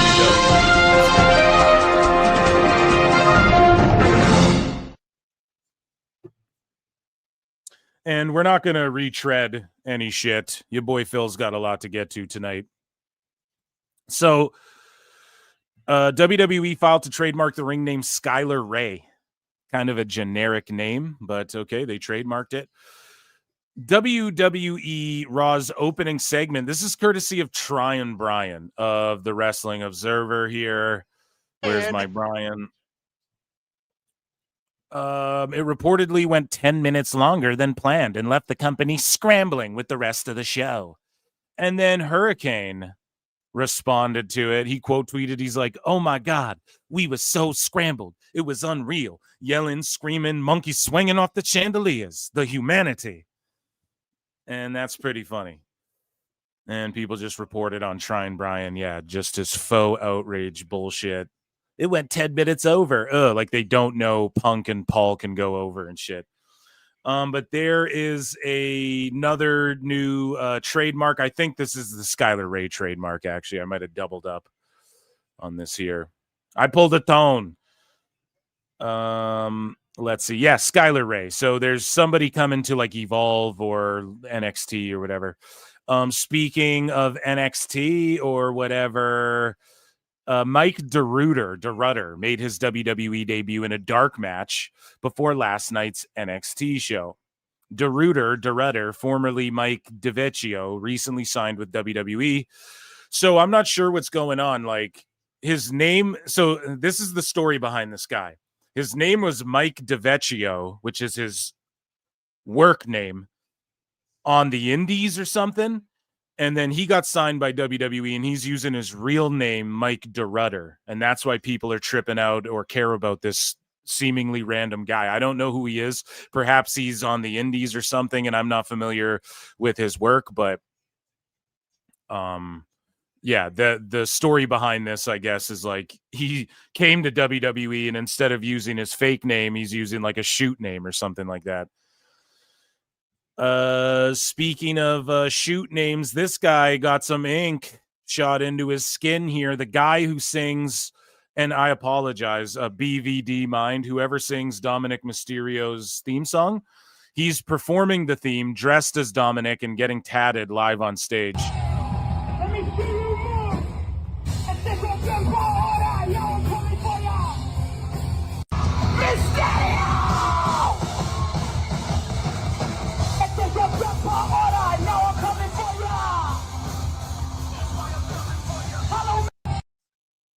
That's pretty dope. Hopefully that guy's raking it in because of all the streams. No, that the music industry's cooked right now, man. Speaking of industries being cooked, Hollywood and PWI reports that 2 major WWE names have landed voice roles in Zootopia 2. It is unknown who it is at this time. It's a guy and a gal, but the film is scheduled to release on November 26th, so we won't have to wait too long to find out. So there you go. We'll see who's in Zootopia 2, a very popular kids animated. They're incorporating WWE voices, a lot of which are iconic, you know. Think about even like like people know his voice, a Cody Rhodes, a Punk. People recognize his voice, not the mainstream. It's not like John Cena when his car commercials come on. People are like, is that John Cena? Because he's got that, you know, because he's like household. But it's cool that this is how you become that. And a lot of these wrestlers too, voice acting's a great avenue for them afterwards to get into. Like, who doesn't want to be voicing video game characters and stuff like that? Even if acting isn't your calling. You know, getting into voice acting work, you guys understand the pacing and timing of promos and whatnot. And speaking of which, 2 of the best in the game at it, Ethan Page, All Ego Ethan Page. And I just call him the Ego, dude. Fuck All Ego. He's just Ego Ethan Page. Ego Page, dude. He doesn't even need another name. He's just Ego, right? He's so fucking good. And so is Chelsea Green. And they are the AAA mixed gender tag champs, and they cut a promo after getting creamed on together during NXT. Disgusting behavior. We were disrespected in Monterey. Oh, that maple whip there, buds. And we were disrespected tonight. I have never been creamed on like this before. Wait. Neither have I. Neither have I. I wanted to cut the cake and eat it with a fork. This is BS. So they're doing great work. They did. They got smashed with a cake, and then like Thea Hale joined up with Joe Hendry, and so she's like doing his gimmick, and it's like, I believe in Thea Hale, do I believe in Thea Hale? Do. From Chase U to Goth Girl to John Henry, right? So she's doing that bit now. And speaking of bits, one of our favorite bits here is Ren Sinclair. There might be a run-in. Yeah, there is, from Thursday. Boo. And Ava Rain is in this one. Hey guys, happy Wednesday. So today we're here with Kendall Gray, obviously. UCC. But we have our most favorite person in the whole entire world. Yeah, our favorite. And we're not just like saying that. Drum roll, please. Okay. I don't know how to do it. Oh, favorite person ever. This is news to me. Obviously, no one else would be, not just because of your title. Anyways, happy Wednesday. Oh, I have a question. Okay. So we all know who your dad is, but I have this really cool friend, Charles. Do you know who his dad is? I do. Oh my gosh, great guy. Okay, anyways, let's go ahead and do the questions. Question number 1. Why does Ren not have enough title matches? Why don't we have more? Why don't I have more? I mean, yeah, it's in the works. And also, do you want to join the Rank UCC? Me? Yeah. I don't think legally I can join your faction and be your boss. I mean, You could. Go ahead and wait the next one. next question. Will Rendell get tag team title shots? That's also a good one. It's in the works. In the works. Everything's in What the works? This right? feels like a put a pin in it type thing. Next one. This one's a really good one. What does NXT stand for? GM? You got me there. I knew it. I remember when I first heard of NXT, it like pissed me off that it didn't stand for anything. I don't know why I was such a mark then. When did NXT start? I think like 2011 or something. So again, a young Phil Marks. And I was like salty. I'm like, what? It should like at least be called WWE Next or something, you know? What does NXT Fucking Next sickos. question. That's what it stands for. Got it. But now it rules. It's awesome that it doesn't mean shit.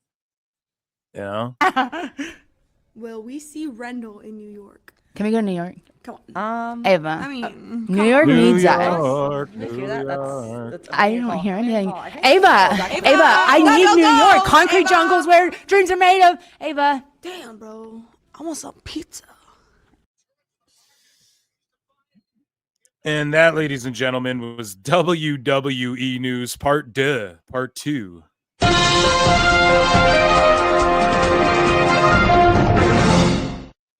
So everybody all together in chat, Ichi ni Sanda.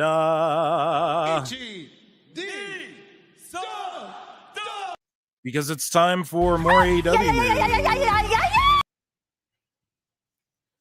So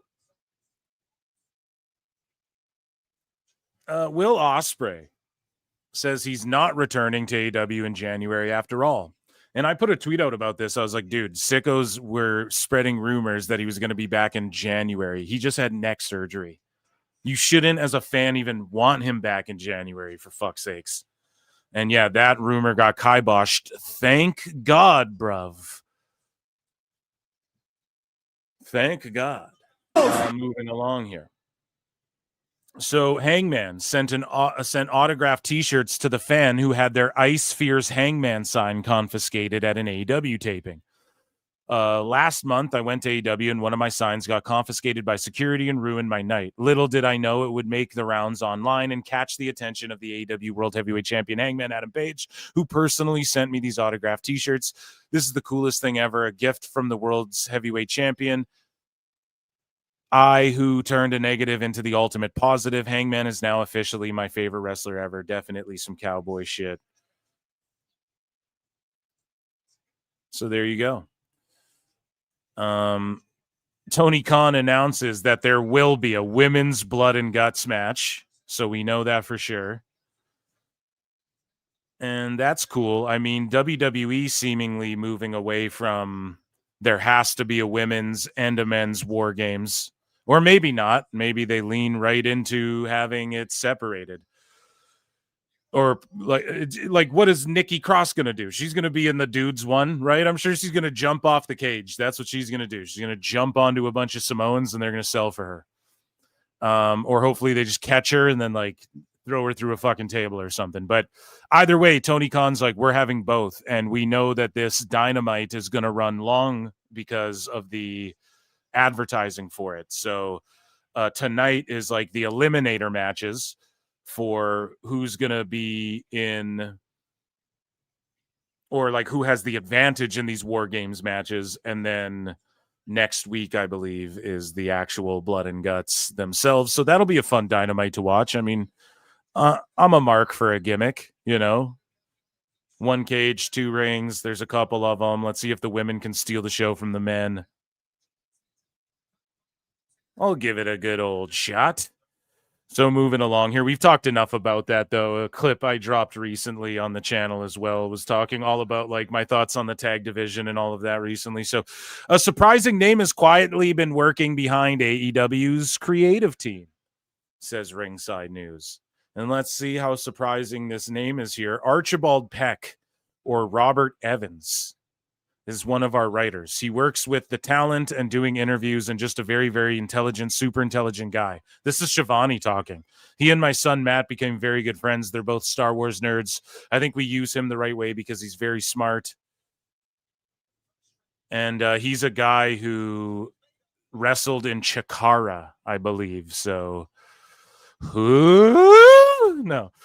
What do you think about Tony Khan's strategy of freezing out talent with potential WWE plans? So we've chronicled this here at PWT, but the rumors have been running rampant, and it's more and more confirmed every day. Every few months we hear more stories that basically Tony Khan just throws a hissy fit when you're going to leave, and he freezes you, or you just aren't on TV, which is his prerogative, right? Most people would want to like job you out a bunch, or keep like what they did with Ricochet. They had Braun just destroy him, and everyone's like, well, he could come back though. Or even R-Truth ended up actually coming back, or with Karrion Kross. And I'm not saying you got to do that every time, but whatever. Tony Khan's just got his approach, and it's shitty for the boys when he freezes them and shit, especially when people preach about, how bad WWE was for keeping people under contract who wanted to be there, all the free Ali and all of those fucking hashtags. And I mean, it's an old topic, but yeah, it's come up again that, Tony Khan just likes to freeze people. We already know that though. But Mike Bennett, who was in AEW, and I thought he was still there, but I guess him and his wife's contracts expired or whatever. And he's like, no more flips is what he posted. And then he quote tweeted it and went, looking to fill these dates for November, and then a bunch of dates. Side note for promoters. I know it can be expensive to bring guys into your shows. The way I work is I'll come in for a flat fee to wrestle. Then I'll do a seminar and meet and greet before the show. You can set the price of the seminar and meet and greet and keep all the profits to try and help offset the cost of bringing me in.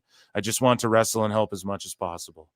So that's pretty fucking cool. I'll give that a like and a retweet just to I don't know, maybe someone books him or something. But at the same time, yeah, he needs to get booked, man. And he's got children and stuff. So book Mike Bennett. I like Mike Bennett. It's kind of shitty. Is he done in AEW? I'm not sure, but it's sort of shitty how they were booked. Like they were just brought in as an afterthought on that whole devil thing they did with MJF, which ended up being an afterthought a month later. The whole devil bullshit just fell apart, and these guys did not get elevated at all from it, like Bennett or Taven, and it's unfortunate. Speaking of being elevated, AEW quietly breaks new ground with same-sex couple presentation on Collision. So Tegan Knox and I always forget her name. I always forget her goddamn name.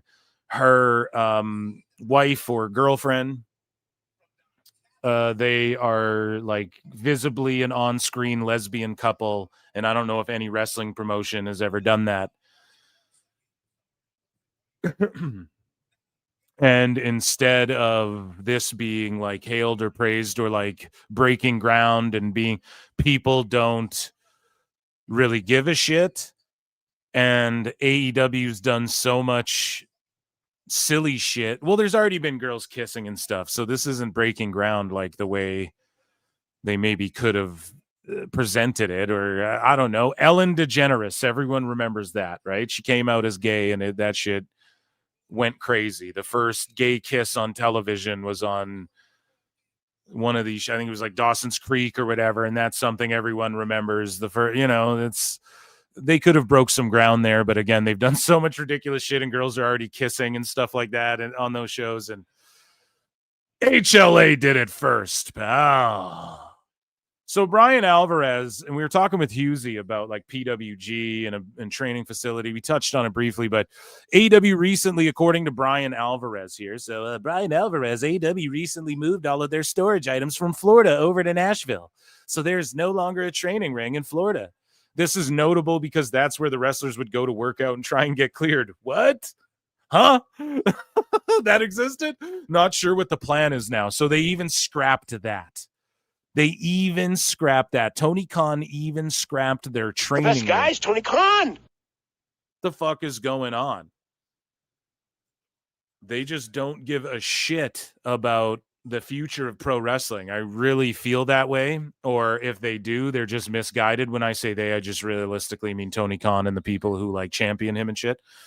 Hopefully they get it together. It to me though, it seems like they're low key trying to push like a PWG is our NXT. Like we're gonna revamp ROH and shit, but like they have ROH, so no one cares about PWG. They don't care about fucking ROH. They're not gonna care about PWG. So. And I know PWG's in Cali, but like realistically, Excalibur works for them. Why didn't they partner with Nuge and then have like ROH doing a YouTube show and touring around to sort of like their house show circuit, and then PWG can just stay in Cali and let some of these guys, like they had it all right there, man. And maybe they could revamp all of this, but it just seems like no, they don't even give a fuck. Not enough people are using the training ring even for it to matter. That's why they scrapped it. I bet there's just nobody even uses that shit or takes advantage of it. But Konosuke Takeshita and Yota Tsuji, speaking of Nuge, they're going to go IWGP World Heavyweight Champion for the IWGP Global Heavyweight Championship. And for the women's titles, it's the same thing. They're doing like the IWGP women's title versus the Stardom title, like winner takes all, or if it's not Stardom, it's I think it's Stardom, yeah. But either way, this is January 4 at the Tokyo Dome. Now, Takeshita and Tsuji rule. If you guys aren't like super into Nuge, I mean, I haven't been recently either. I mean, I can't even lie. I'll for surely be watching this though. You for surely be watching Wrestle Kingdom every year, just to know what's going on. But Takeshita, I mean, he's awesome. Tsuji's awesome as well. You guys can probably tell from the photo. He has like an identical twin brother too, who looks just like him. It's pretty scary actually how identical they are. And I think they pulled like the twin magic once. But either way, they're merging. Like they had this global heavyweight title, and Tsuji's all like, yeah, I want to get rid of this belt and this fucking clown belt Takeshita has, and I want to fucking bring back the old IWGP belt. So I don't know. That would be way cooler than the shit they have. I mean, people say the WWE titles are bad. That's a pretty bad belt. And if you make the argument, well, they do it to appeal to wider audiences so that they can have like New Japan belt can get fucking a deal with NFL teams or whatever in America and toys and stuff, but that's not the case. That isn't what happened when they made it look like that. And then this belt looks cool, but it's just the global champion. Oh, so like the world heavyweight champion? So yeah, title versus title. This book is All Elite. Is the official story of AEW. It's out today and available now. Here's some excerpts. We read some before. So here's them talking about MJF and Adam Cole. There's Tony Khan hugging them. Oh, that's sweet. You can hide in my bathroom. There's Lance Archer, who's like barely featured on the fucking show. He's just a backup dancer for backup dancers on the show when he should be way more prominent, and he's there, featured there. And people were like, Punk and Rhodes are heavily covered. Yeah, no shit, you're gonna have to cover them, but what is heavily covered about them? Like, what does that mean? Are you guys gonna talk about what really happened, or is this just a this wasn't looking bad? Like, read some of these quotes. Let's read these quotes. It's just a glaze fest, and I'm fine with that. Carnies are gonna carny. I've said it before. I called it out before this book came out. If you're going to make a real book, this isn't going to be some cutting edge, like, oh, the backstage. It's just for fucking sickos to buy this book and then glaze AEW some more. That's fine. But those same people who shit on WWE for whitewashing their history and releasing the self-destruction of Ultimate Warrior and like releasing the rise and fall of WCW and like painting their history and Dave Meltzer, oh, they still lie about 93,000, Brian. You guys have to keep the same energy for this book. It's not like this book, they're going to go, oh, yeah, you know, when Rhodes left, we really shit the bed as a company because Tony Khan greatly offended his wife and fucking, and then and people, or allegedly, right? And then when Punk came in, he saved our lives.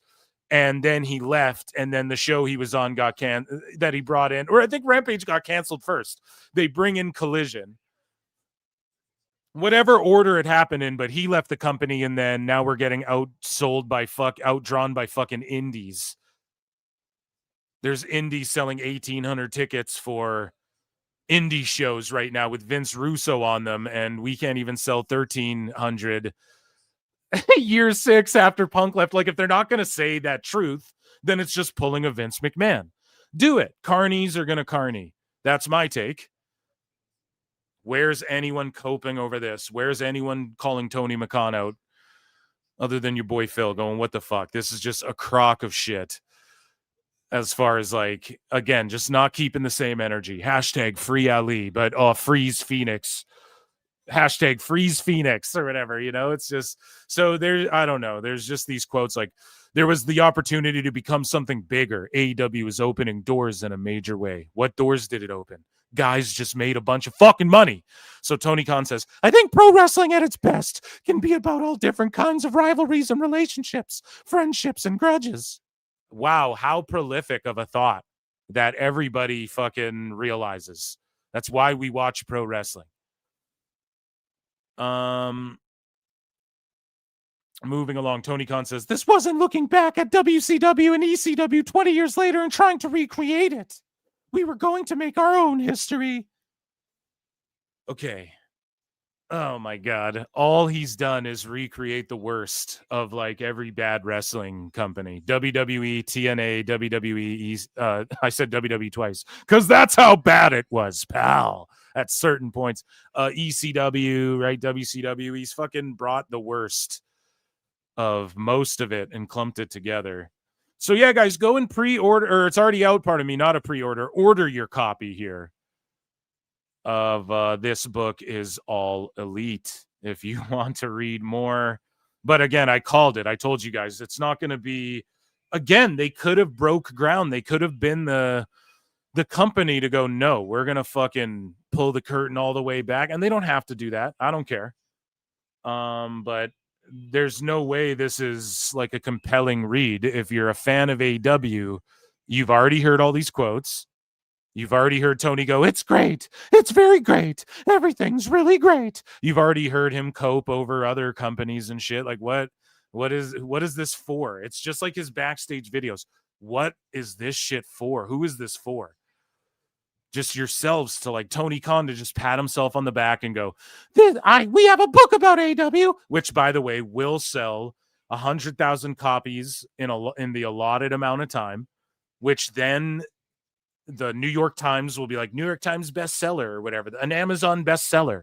Like, that's what it will be. And then he can just sort of like weasel his way into the history books, which is fine. I mean, he's not the first rich guy to do that, but I don't gotta like it. You know what I mean? It's fine. I don't gotta like it. Speaking of, that's that shit I don't like. Trios match for $1 million. Added to Full Gear. $1 million trios match. Come on down.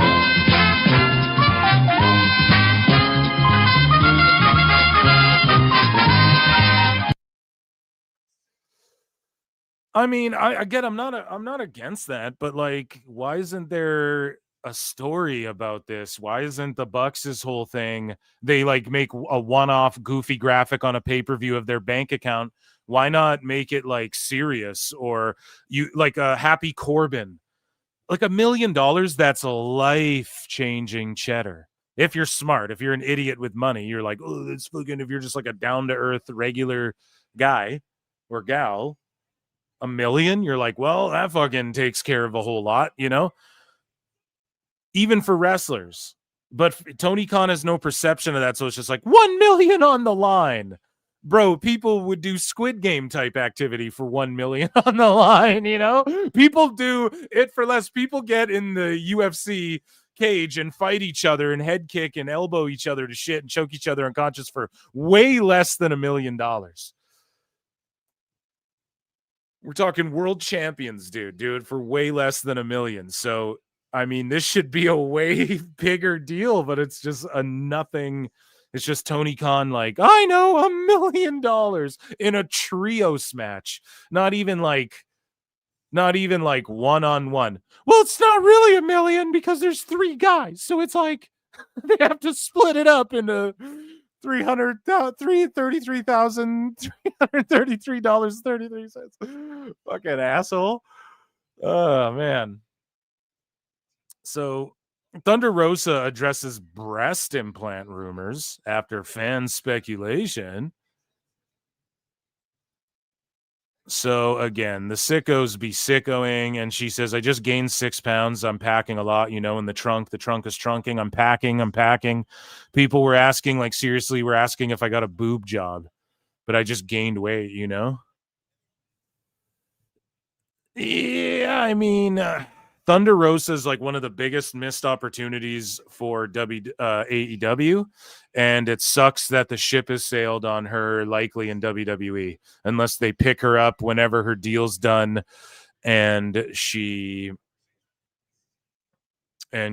goes to, as far as her tits and her weight, I mean, I'm not even going to comment on that. I'm just talking about she's such a missed opportunity. She could have been like the most over, and at one point I'd argue was babyface women's wrestler on the roster, and with WWE, hopefully maybe she can show up in NXT even as an older wrestler. I'm not trying to fucking shit on her, but I'm just like, okay, 40, you're getting around the 40 mark, you're older in athletics, okay, maybe she could go be a coach and do some AAA stuff as well. I mean, I think she could have been number one, if marketed correctly, women's wrestler in the world with merch and the designs of her face paints, her action figures. You had it right there in AEW. Again, they just fucked it up. Like, they had heat with her. And then, yes, she had a bad injury as well. But, there's rumors of like Britt Baker chased her in a bathroom and she was getting bullied and shit a little bit. And then there was instances where she was accused of bullying people. She shot on Ivelisse a little bit. And, I'm not saying WWE could push her to the moon, but like some of those luchadoras that we saw them, like when AAA crossed over, WWE went with some luchadoras who were a little up there in age as well. All I'm saying is that Thunder Rosa could maybe team with like someone they're trying to get over in AAA, and maybe she could do dates for them over there, coach in the PC, that sort of stuff. I think that'd be awesome. As far as like a main roster run and that, I don't know. I think that shit might have sailed, and it's unfortunate that AEW just did not capitalize on it when it was hot. Speaking of characters that AEW didn't capitalize on, so Brian Cage is set to undergo a 3rd knee surgery after another devastating setback. And this guy has been paid, injured, re-signed multiple times, dude. Multiple surgeries. Like, Tony Khan did not, and he's not going to. He signed his last ever deal with AEW for sure. Speaking of up there in age, because Cage takes care of himself. He's jacked up, but the dude's, I think, in his 40s or circling it.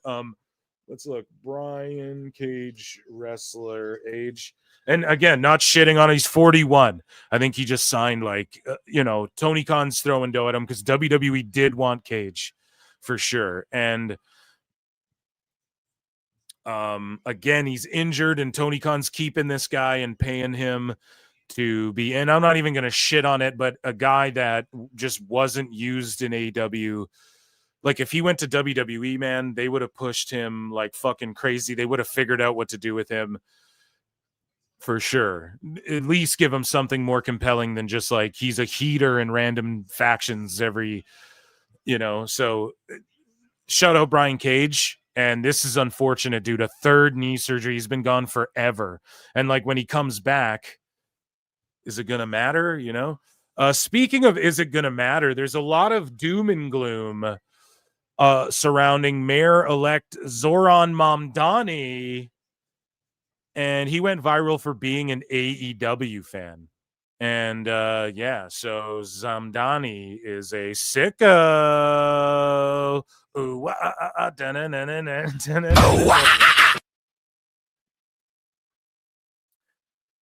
So Raj Giri talked about ratings. We were talking about Nuge. We'll circle back to ratings and attendances and all that. Tomohiro Ishii suffered a dislocated shoulder at a recent AEW event and will miss the forthcoming Nuge cards. So Ishii hurt his goddamn shoulder. Orange Cassidy, John Moxley, and Willow Nightingale flip through the pages of the This Is All Elite book and reflect on the company and its history. Like, as I'm just flipping through pictures, I'm like, oh yeah, I remember that. And I don't remember anything, and I remember that. Covers a lot of the kind of the pandemic, Daly's Place. When I went on my wife's podcast and said that I've never been in a company, they actually left out a quote. When I told my wife that AEW is the whiniest, bitchiest schoolgirl locker room I've ever been in. Oh, did they leave that quote out, Mox? For a brand new company who was doing really good and selling tickets in all these buildings, and people were excited to come out, and then all of a sudden that just got shut down. If we could survive that, we'd survive anything. Before I got to AEW, I would still watch it every week, and it makes me a little emotional to think that, like, in such a short time, I feel like it has a really rich history. In 2020, when I wrestled Pac at Revolution, it was the first singles match I had in AEW. It was on pay-per-view, and it was the first time that I could really show who Orange Cassidy was, who I am. We all really love this company, and we all have a lot of passion for wrestling. What makes AEW stand out? I mean, it's a yearbook. Tony, just hand out a fucking yearbook backstage, give them to Dave, say, send these to all the Observer readers this week in that edition, and just fucking send these to everyone on your fucking mailing list or whatever. Like, wrestlers like who's me, this for, dude? not what you think a professional wrestler is in your brain. We've had Stadium Stampede matches. In today's day and age, that's why it's just so, like, I rip on it so hard, because in today's day and age, people like the raw, uncut, the sports based, like, the documentaries like The Last Dance. I don't need to hear about the flu game unless I'm like seeing footage from behind the scenes and hearing the players who were there talk about it. I don't need to hear people just like giving me a Wikipedia entry. It's like the Tupac movie, right? The Tupac movie was just like, okay, they read Tupac's Wikipedia and just showed each of the key things from his Wikipedia. If that's what you're doing in AEW, it's just like a glaze sesh. It's just sort of behind the times. That's all. Like, I mean, I don't know. Some people might pick it up, and obviously these guys are just putting it over. But again, they're not going to include quotes from Mox where he's like, I wasn't even signed to this company, and I don't even have to drop this title to you, punk. I'm doing you a favor. Is that quote in there? Where your fucking champions walking around, Mr. Cool Guy, not even signed to your company, saying, I don't need to, I could go to the other company and shit. On his wife's podcast, you didn't quote that, did you? In the arena, which I was able to be a part of. My buddy Orange Cassidy was a part of like a mimosa match. Like, that's It's great. like, oh, how awesome is this mimosa match? Bro, what the fuck? You never did another one. Because it wasn't a good idea. Tony Khan's entire goal, I don't know what he would say if he was asked the question, but from my perspective, is just to put on good wrestling shows that people like. Seeing new faces who otherwise would have like never received like the praise that they have. AEW, they see the value in. Okay, hold on. Again, don't diminish these folks, Willow. I love you, but like Brody King, come on, man. They wouldn't have known how to push him in WWE, or Julia Hart. Like the praise that they have. AEW, they see the value in you. Or like TNA wouldn't have known what to do with like a Julia Hart. Are you sure about that? You know, they see it's like, oh, this is something different. There's so much ahead. So it's cool to be at the start of it and be like, oh, I'm making a cool thing. I'm part of it. And shout out Willow. She's just saying it for what it is. Like, it's, it's a yearbook. It makes me happy that I'm like in this thing that I was a part of, but whatever. I'm gonna miss you, Jericho. So Darby Allin, he was in that little trailer there, and he confirmed in better news that Henry County, Georgia, has given him a plot of land alongside Tony Hawk as well to build a skate park. And Henry County has given us a whole plot of land to build a skate park. I moved here in 2019, and I realized the nearest skate park was 30 minutes away. I was like, this is crazy, because honestly, I wouldn't be here without skateboarding, and I mean that. And they gave us Heritage Park. And so, yeah, Darby and Tony Hawk are teaming up to create the skate park. And opinions on Darby aside in wrestling, I do like what he does with like skateboarding and promoting like stuff for communities and shit like that. You know what I mean? I'll put that over. And everybody was into fucking like Tony Hawk Underground, and that was maybe my era when we were younger. Everyone wanted to be a skateboarder, and like that movie Grind and Tony Hawk Pro Skater and all that shit. So but we talked about Mercedes Monea earlier. And Mercedes Monea is having a world title showdown at House of Glory Wrestling. JD most certainly won't be on the show. I'll be seeing myself out. Mercedes Moné challenges APAC champion Nor Phoenix Diana at Hog Super Clash in Long Island.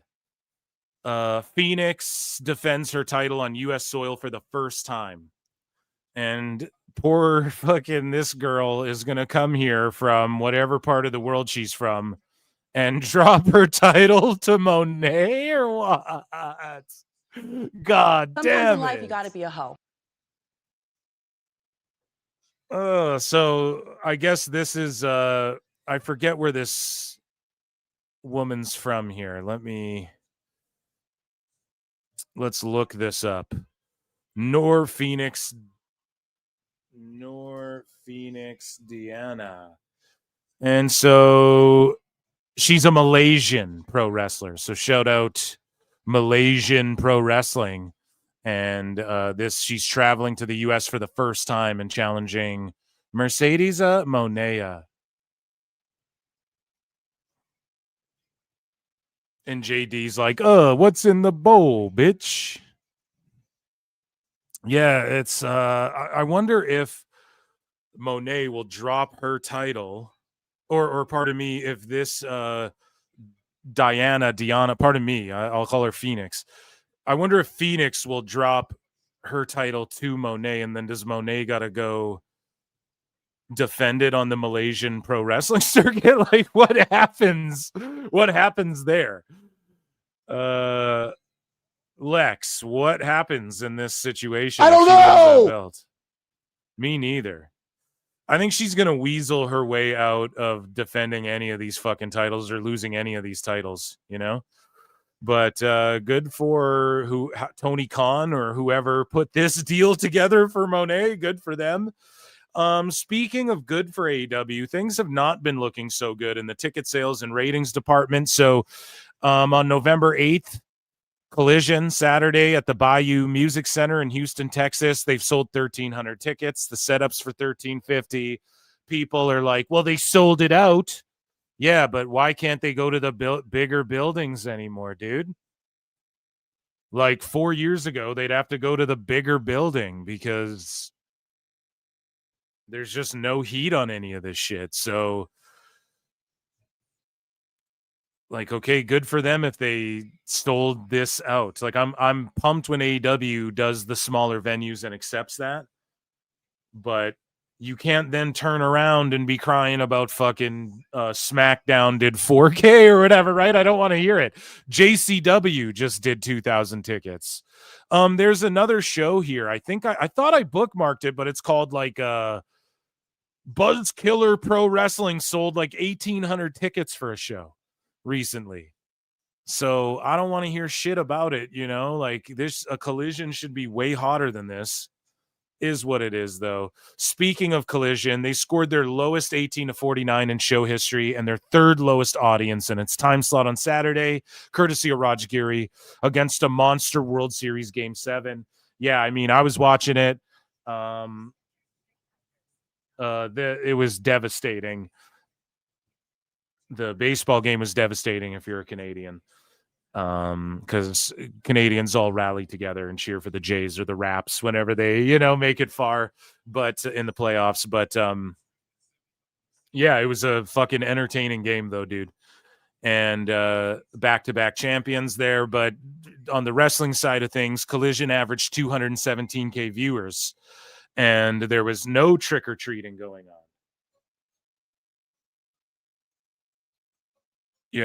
On the Friday SmackDown, people are shitting all over it because of its low rating, which, okay, you should shit on it.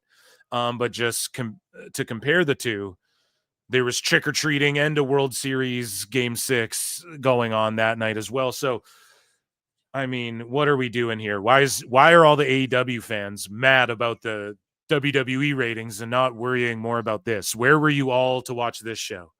Or were you all watching the show and that's exactly how many fans there are left? It's dwindling down.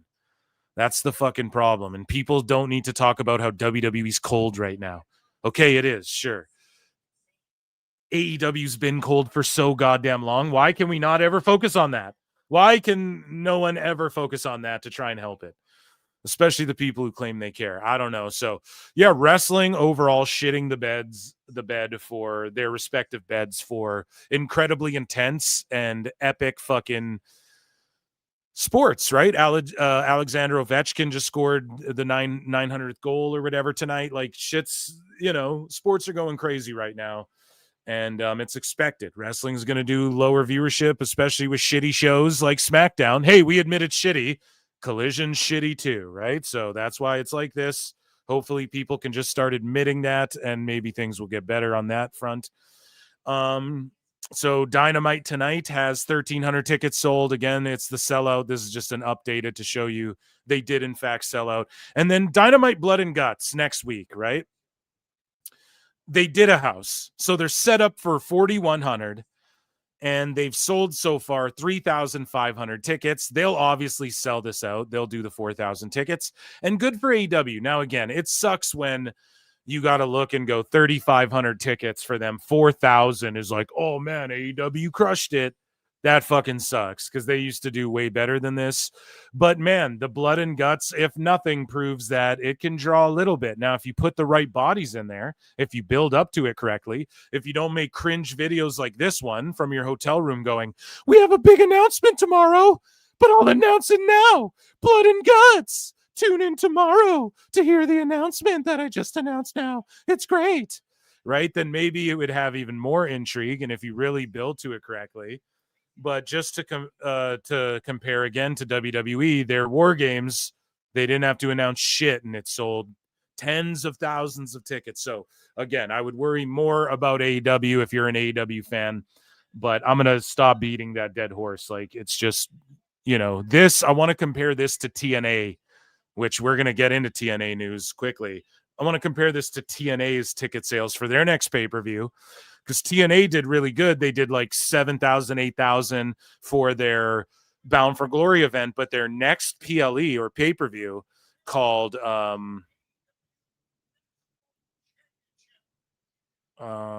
me see. In TNA, they sold like 2,000 tickets for Final Resolution, and they're only set up for 2,000 tickets. They haven't even sold 1,000 yet. So it's like, where did that heat go? Now, NXT isn't like helping them as well. They're still helping them, but they're not helping them like as much. The invasion sort of cooled down. And I think we'll see more of it. But at the same time, man, it's quite unfortunate that they've only sold like not even 1,000 tickets yet for their December show. You'd think they'd have at least cleared 1,000 early on and then just have to fill the last little bit. So yeah, we're going to just compare to TNA numbers from now on, right? So let's make fun of, we have two more Tony Khan Crange videos. We're watching Dynamite here tonight. There's got to be a setting or something, but this is so fucking annoying. At Thought-W90 became a YouTube member. Shout you out. Ladies and gentlemen, acknowledge me. Almost 300 watching across X and YouTube. Hit like, hit subscribe, hit the heart, hit the retweet thing or whatever. You guys can super chat in or become a member like our good friend here. Become a member, support the channel, support Phil Marks, support PWT, and you get access to Member Monday bonus shows. So every week I do a bonus show, 99 cents, or if you join Patreon, you get access. Thank you so much. And to all the members and everybody here, round of applause to everybody tuning in tonight. And let's run the likes up to 100. It helps the algorithm. Thank you, George Capture. Only 47 likes. We can do better. Likes will keep us together. Okay, so let's get those likes up as well. Thank you guys so much. So the Herd Syndicate are out talking some shit. Speaking of talking shit, we have 2 Tony Khan E-Faps. I can't wait. We had one with Husey. What a special treat that was. Now this one's long. Okay. We have one short one, one long one. Pause. Yeah, speaking of pause, before we get into that, Sassy Girl 7824 gifted 5 Pro Wrestle Clips. Huge support. Thank you so fucking much. That rules. Thank you, Sassy Girl. And shout out everybody who got those. Welcome to the madness. That's the support I'm talking about. And we have some new folks who can join us on Member Mondays. Okay, which we're gonna next week. We're switching it up a little bit on Monday. It's gonna be fun. I got some fun planned. So, ladies and gentlemen, let's get into these Tony Khan E-Faps, and then we will debut the new segment on the show that I've been working on, which I can't wait to bring to you folks. Ladies and gentlemen, here's Tony Khan. This was yesterday, and I'm assuming his hotel room or something. So this is part 2 of the best guys, Tony Khan. So let's take a view here. It's great to see you. A creep. I'm here today. It's a busy day in the sports world for so many people following the NFL trade deadline. It's an exciting time for all of us who love the Jaguars. It's an exciting time, but for our fans of all 32 teams, it's a great day and an exciting time. And I just wanted to come on and wish everybody the best.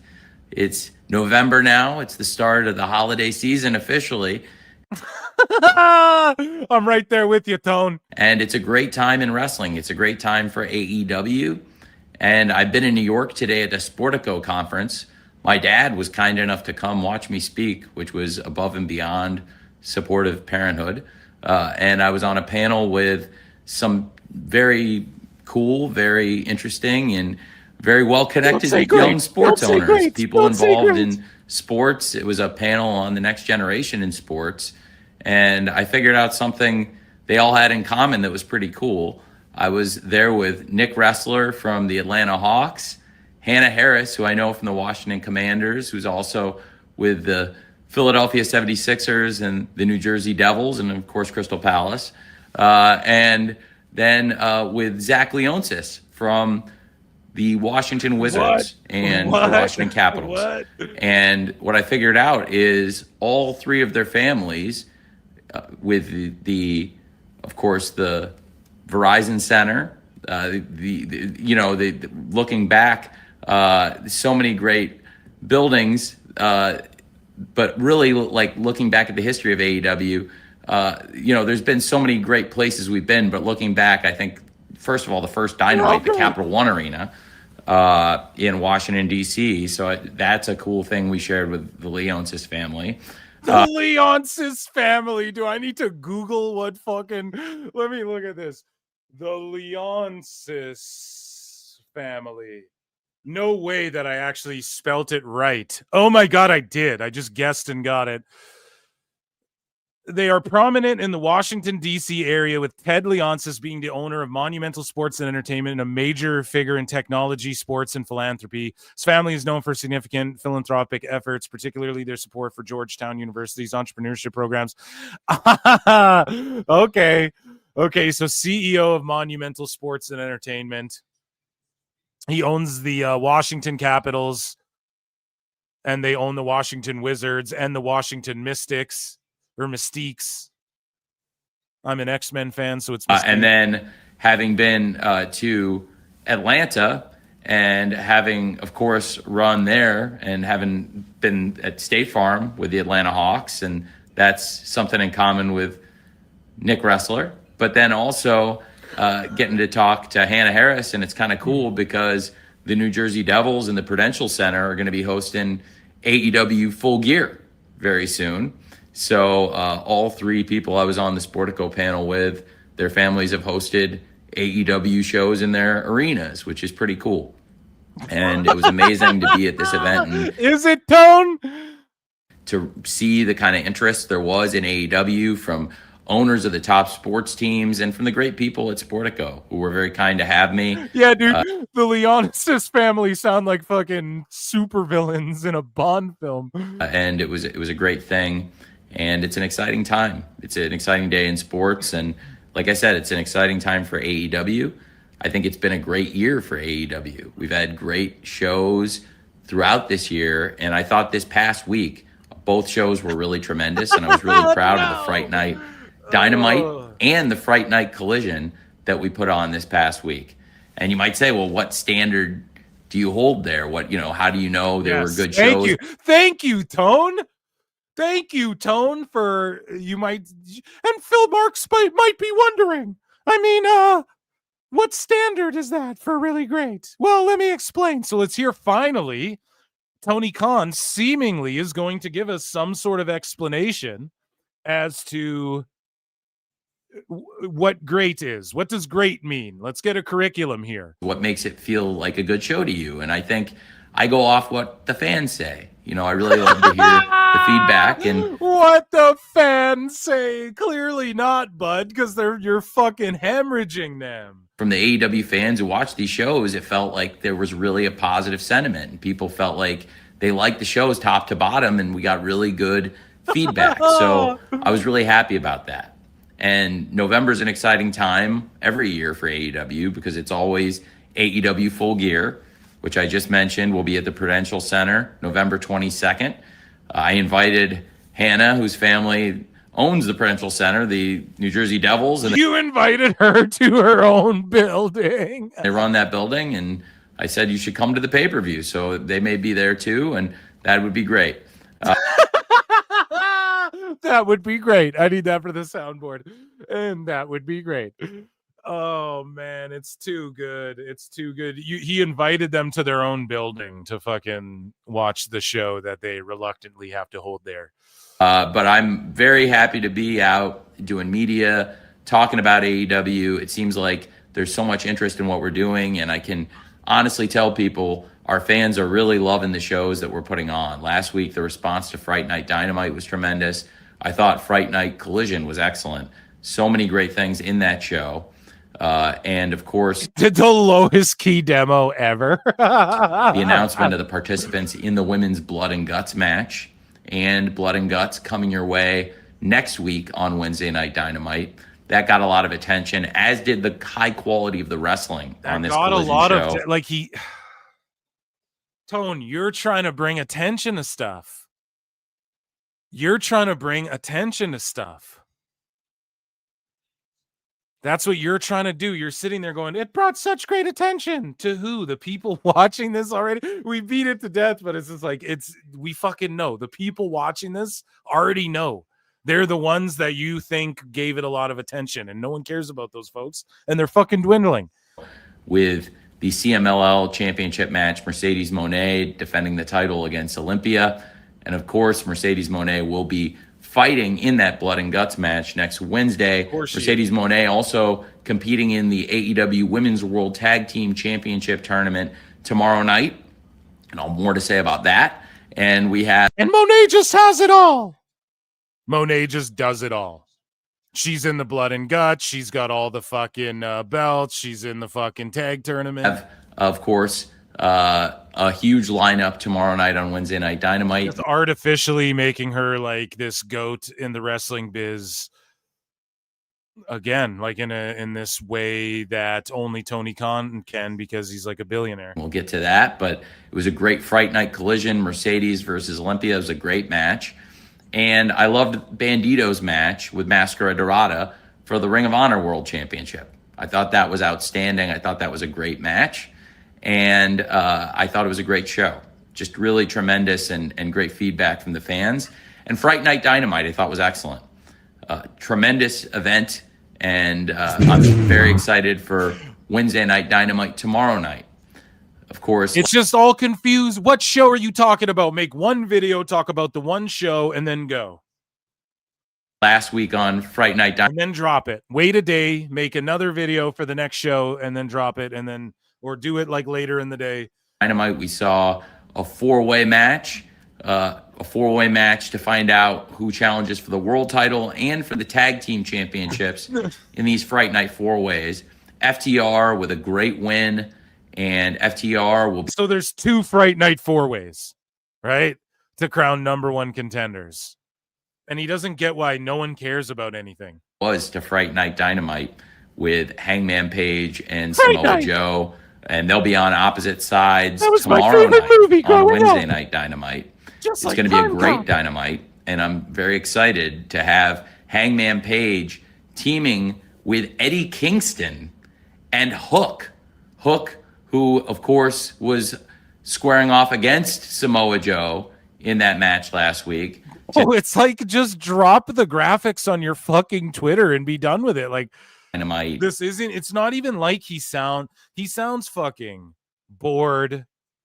Like he doesn't really care. He just goes, "It's great, it's excellent," but it doesn't sound like he actually thinks that. And so, how are people supposed to get excited with this? Like he's barely marking out for this shit. And I swear to God, all that he's doing here is, when he is done writing on a paper, like, "Oh, I just wrote Collision. Here, let me make a video for the Collision. It's great." And then he just quickly runs down a sheet of paper. He just quickly wrote these 2 shows in his hotel room. And it's not actually writing shows. It's just, I'm going to put these matches, and then there'll be about this much time left. And then I'm going to fucking fill it with some of these vignettes that are suggested to me, or whatever the fuck. I give it to Chris Daniels and he gives me the times on everything. But it's ridiculous, Tone. Like, I don't get it. And on Collision that will help determine who gets the advantage in the women's and men's blood and guts matches. And this is going to start tomorrow, the advantage battle for blood and guts for the women and the men. And we're going to start it tomorrow night on Dynamite. It'll start in the women's blood and guts with Megan Bain, who's now part of a new team with Marina Shafir in the tag team tournament. They had a very impressive debut this past Saturday. Oh, did they, Tone? Okay, we got to skip ahead. This one's way too long. She had a battle with the Sisters of Sin last week and a lot of battles with the Triangle of Madness. Jamie Hayter will go one-on-one on Saturday on Collision versus Sky Blue. Sky Blue and Julia Hart picked up the huge win last. He's explaining each person and his thought process behind, bro, tell us on the fucking show. Tell us on the show, Tone. And then people will tune in to watch the show every week. Imagine you fucking tell people this and do it in a way where we care about the characters and the storytelling. And then you don't need to even do this. But he just quickly wrote these shows in his hotel room on the fucking notepad. You guys know how they leave in every hotel room? There's like a little notepad with a fucking pen and a Bible. He's writing it on that quickly, calling Mark Maron and going, "Should we flip this upside down? Fuck the Rogan Sphere." And then fucking just like reading it off on Twitter. Who gives a shit? This is why nobody fucking cares. Tell us on TV why we should care about all of this shit and all of the interpersonal dynamics, which don't exist. They only exist because Tony Khan's like Mark-splaining it to us through this fucking video. Last week, Jamie Hayter will go one-on-one with Sky Blue on Collision. And if necessary, the rubber match potentially will be Tekla versus Harley Cameron. And I'm very excited about that match. He says it dead serious. Like, match also. Harley Cameron, of course, has a huge match Wednesday as part of a tag team with Willow Nightingale. The Babes of Wrath going against the Babes of Wrath. Like, there's too many names. No one knows all this shit, and you're fucking saying too much, babbling too much shit. What group are people part of? And no one gives a fuck. This is crazy. This is crazy. He's just rattling all this shit off before she had a great match with her. What the fuck, man? Mercedes. Holy fuck. Tomorrow night, it's going to start with match 1. Orange Cassidy versus Claudio Castagnoli. Oh, God. That's going to be a fantastic battle. I'm excited about Orange versus Claudio, and I think the winner of that match will certainly be in a great position. They'll have the lead in the battle for the advantage in Blood and Guts. Okay, we got that. The advantages in Blood and Guts. Let's fast forward here to the sign-off, because Tony's just going to babble. His sign-offs are infamous. Let's listen to Tone. We'll give him about 30 seconds here to get to in Houston, and then I'll also be in Houston for the Jaguars on Sunday. So I'm hoping for a great week, and I know it's going to be a great week for AEW and our fans, and I just really appreciate you all. And again, the Blood and Guts Advantage Battle will start on Dynamite tomorrow night. Thank you for joining me now, and I hope to see you for Wednesday Night Dynamite tomorrow. Have a great, great night, and see you tomorrow for Wednesday Night Dynamite. Match 1 will be the first match, and then match 2 will be the second match. And then if we need one, the third match will be third. Hey. I'm sure. Hey, it's me. Welcome to the neighborhood, friends. So we have one more Tony Khan video. Again, it's him solo before Shivani popped up. Waiting for the camera. This one's only 4 minutes. Thank you for bearing with me tonight. I love doing this, but even that one was like, we got to just skip minutes out of this fucking thing. So here we go. Let's get into some Tony Khan cringe. We have lots more cringe tonight. We're debuting a new segment up next. If you're listening to this in clip form or watching this in clip form, though, here is our third Tony Khan or second of the night time cop. And let's take a listen. Give me the count. 4. Give me the count. Let's go. Let's go. He's not ready. Give me the count. Quick, give me the count. Wait, give me my fake glasses quick. I don't even really need them. It's like Drew Carey. Give me the count. 4, 3. So he puts on the fake smile. See? Give me the count, quick. You piece of fucking shit. Oh, okay. Hi, guys. I'm here. Give me the count. And then he did another one with Shivani. Why wasn't this one good enough? Hey, it's great to see you all. I appreciate you joining me. It's a big Wednesday, and we're about to go live on TBS just over an hour from now for Wednesday Night Dynamite.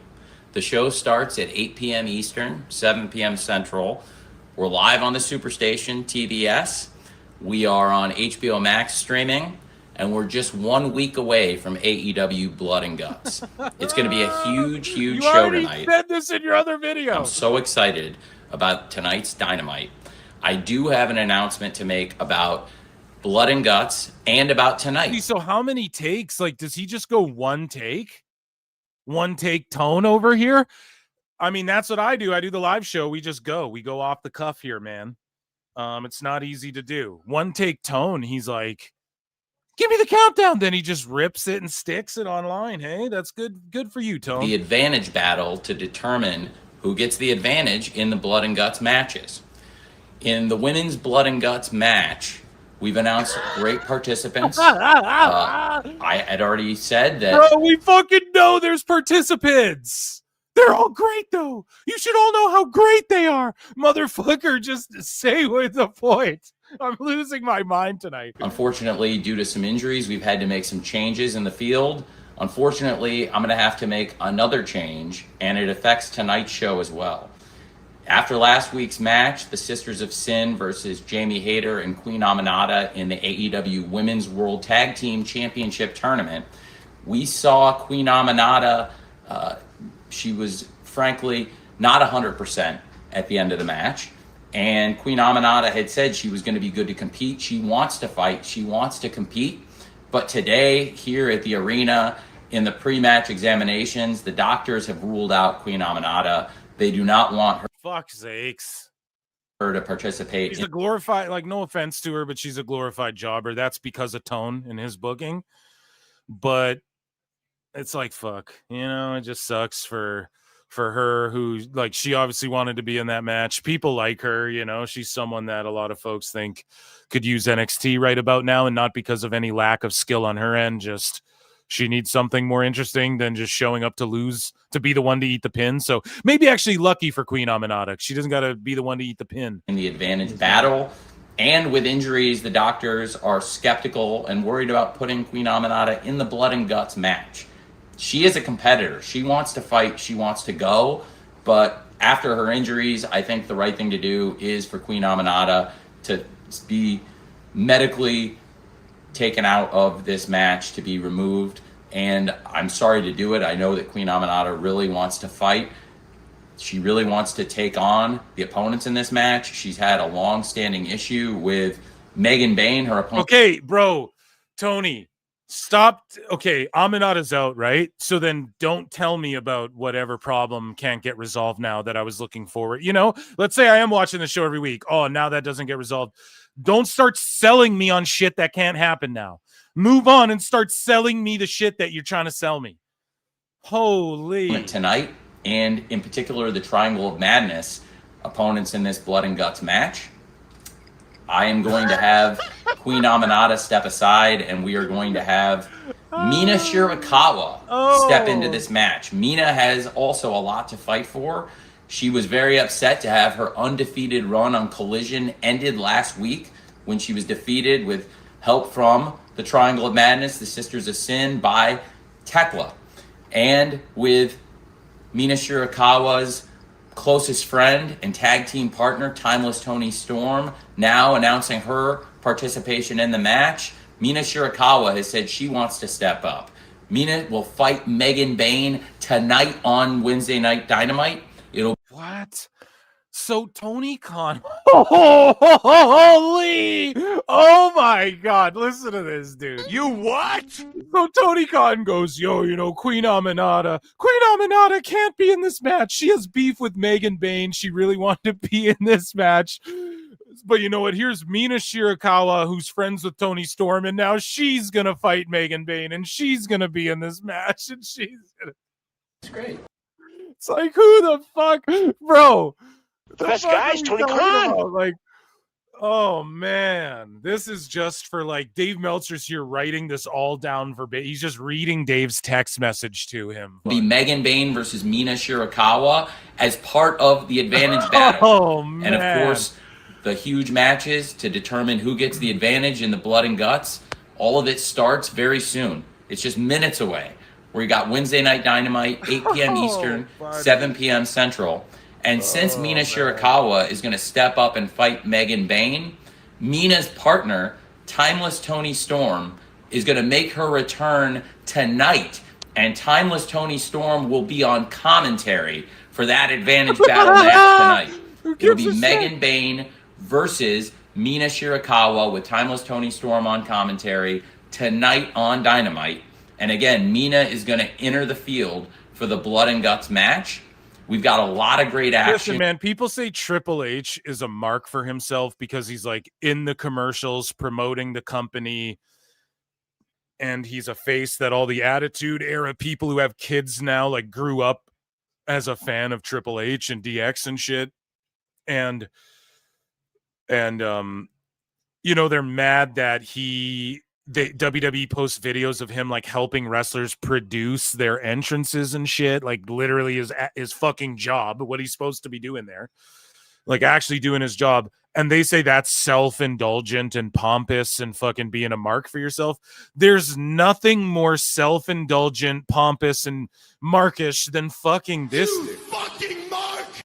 Than like sniffing your own farts of these fucking random babbling matches and shit you came up with.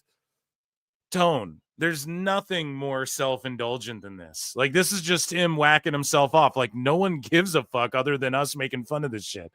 So please keep making these videos. But so much to look forward to. It's coming up very soon. 8 p.m. Eastern, 7 p.m. Central. Don't miss Wednesday Night Dynamite tonight. KW, and then he ends like this. Now count me back down, asshole. Are we fucking finished? Tonight. Let's see if the fake smile goes away.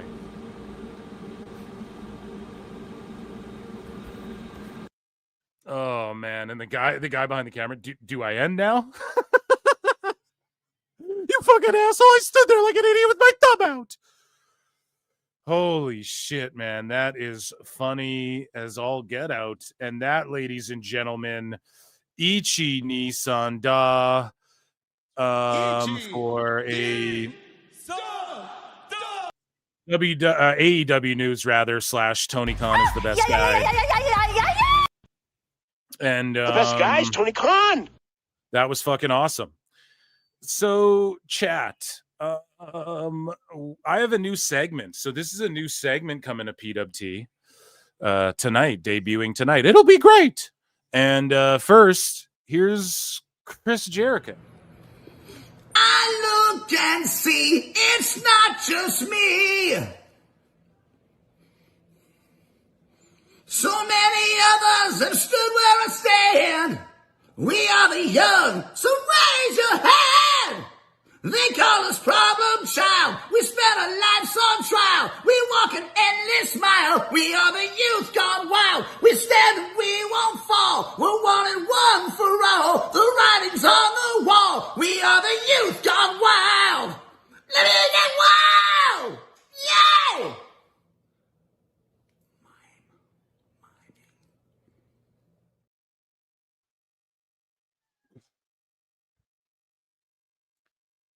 So, ladies and gentlemen, this is a new segment here on PWT, and I don't. So, guys, make sure you hit like, subscribe. If you're watching on X, hit retweet, heart, share the video, all that good shit. And I appreciate you all for being here. You guys can super chat in. Check out patreon.com/prowrestletimes or become a member on YouTube if you want to support. Run the likes up for Jericho, but this is a new segment. I don't know what to call it. PWT Unrestricted. I have no clue, but I've been watching the AEW Unrestricted podcast on the AEW Podcast YouTube channel, and I've been taking some notes. Your boy Phil's been busy, and I've been taking notes on this show. Okay. And AEW Unrestricted, it's hosted by Aubrey Edwards. Okay, well, first off, I don't have a drop for this. So if anybody thinks of something or emails me something or tags me in something, I don't know. There's no drop for this segment, but it's where we make fun of the hosts and the interviews of AEW superstars or wrestlers. And it's hosted by Aubrey Edwards and Will Washington. So, you know, this is the most recent episode. I'll be going back and doing from the first episode and all of the episodes, right? But this is the most recent one featuring Kyle O'Reilly, right? And this show is hosted by Aubrey Edwards and Will Washington. And Aubrey, throughout it, obviously she overacts. And she does the theater kid stuff throughout the show. And I thought that would be the funniest part, right? But what's equally as funny, depending on who you ask, is Will Washington and his lack of confidence and charisma when interviewing people. And these people basically work for him. And that's why I chose to essentially Jocktober or WATP, Hate Watch, whatever you want to call it. Hate log, whatever, this show, because these wrestlers come on this show and they work for Will Washington. Essentially, he's on the creative team and shit. So, he's in the office and he's over here on this pod marking out over these wrestlers that come on his show that he knows, and I'm assuming he sees when he goes to work and that he writes for and all this shit. And so this podcast, I mean, it does abysmal numbers. This came out 2 days ago. Kyle O'Reilly. It has 638 views. AEW Podcast is the name of the channel, which also Aubrey and Will Washington plug incorrectly, I believe, when they say the name of the channel. They call it the wrong thing, which we'll get into. But, I mean, 5.5K subs, and I'm not here to knock anybody's subs or anything like that, but this channel's been around for a while. They've been doing these for a while. You got less fucking views. And if I interviewed Kyle O'Reilly, we'd get more views than this. You know what I'm saying? And I mean, the fucking main channel's got more subs than this channel. You guys have been doing this. You have access to all these AEW wrestlers. You're in the office. You'd think this could be, again, something compelling, but it's not. It's just here. It's just this thing that exists to fucking glaze AEW, which, again, it's their in-house podcast, so that's fine, glaze AEW, but you don't even get a chance to see another side of these wrestlers or anything. It's just them going over, much like Tony Khan's cringe videos, It's just them going over shit that people have already seen and patting themselves on the back for shit that like didn't really get over, and like, okay, did any of this change games or anything? And the whole time you have to remember Will Washington's there. Like, it's just wrestlers coming on the show and glazing their creative that Will Washington's responsible for, which we actually touch on in the show. So I have timestamps, okay? I have timestamps here. We're not just going to sit here and watch this whole 40-minute affair, although there is quite a bit. I do have quite a few timestamps. We are going to start at 0000, and we are going to watch the intro here, and we're just going to let the intro play for a second. And then we'll jump ahead, we'll jump around, and yeah, I hope you guys enjoy this. So here's oh great, it's all so great. And so coming right up here, because they just sort of well, here, let me just show you, because we're a few seconds away. Now, typically during the intro, if it's just mundane, I'll cut shit out, but just listen to how they feed to Kyle O'Reilly, who's the guest on this show. Okay? Because we have to consume this all. It's the first edition of this segment. So I want you all to just kind of get the vibe of like how bad they are at pitching to the commercials and all of this. So Will's favorite guests are guys from this group called the Conglomeration. Right? And it's like nobody in the Conglomeration has anything in common with each other. They're all different characters. It's a group of 10 people just thrown together. Okay. And this is how Will Washington's like, this is my favorite group to talk to. Why? They're all random individuals. It would just be like saying, I like to talk to everyone on the roster. And why? Because this is an idea I guarantee you that Will Washington came up with. How about the Conglomeration? We just throw all the wrestlers who have nothing going on for them, that we can't think of anything right now. They're just in this group. And it's like the good guy group called the Conglomeration. That has to be why he's so happy and these are his favorite people to talk to. Because what else could it be? Oh, I really like DX because they say fuck you to authority. I love the Nation of Domination because they stand up to the man. I love the Kabuki Warriors because I really love Japanese wrestling and the Joshi style and all of their backgrounds. I really love the Conglomeration. I really love how they're all just different characters thrown together in a fucking group. Why else would he love it? And Kyle comes in, hey, what's up? And it's like Kyle O'Reilly is more notable as like a Ring of Honor guy than a Conglomeration guy. They could have been like, oh, a former Ring of Honor stud or whatever. You know, there's so many other ways to get him over, but it is what it is. But we move on a little bit, okay? So at 4:40 here, let's go to a timestamp here. At about 4:40, Will asks Kyle O'Reilly a question. And then Kyle goes to give the answer. And then as he's answering it, Aubrey and Will interrupt Kyle to make the point that he's literally trying to make. And then Aubrey dances her. So they like interrupt him. It was with John Moxley, my most recent match now. So yeah, I feel like I actually have finally. So what was that? She was like she did like a full circle, I guess. I don't know. She's doing dance moves and shit. She's signing for the fucking hearing impaired or whatever. And they interrupt him to be like, oh, that match was in Kansas too. And it's like, yeah, he's in the middle of saying that, you assholes. So we move ahead here where Kyle talks about his injury that kept him out for a long time and how it affected his life. Okay. And Kyle points out that's time he would have missed with his daughter. And we'll go from there, and then I'll chime in a little bit with some thoughts. But he talks about like his injury and his time off and what he got to accomplish during that time off. He's like, dude, that's time I never would have had back. I would have been on the road and juggling wrestling.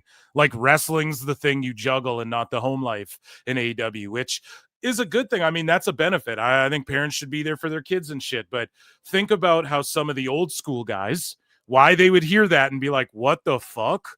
Are you guys mental? Like fucking wrestlers today are soft. Think about why that would be the fucking notion. And they all but confirm this throughout this podcast.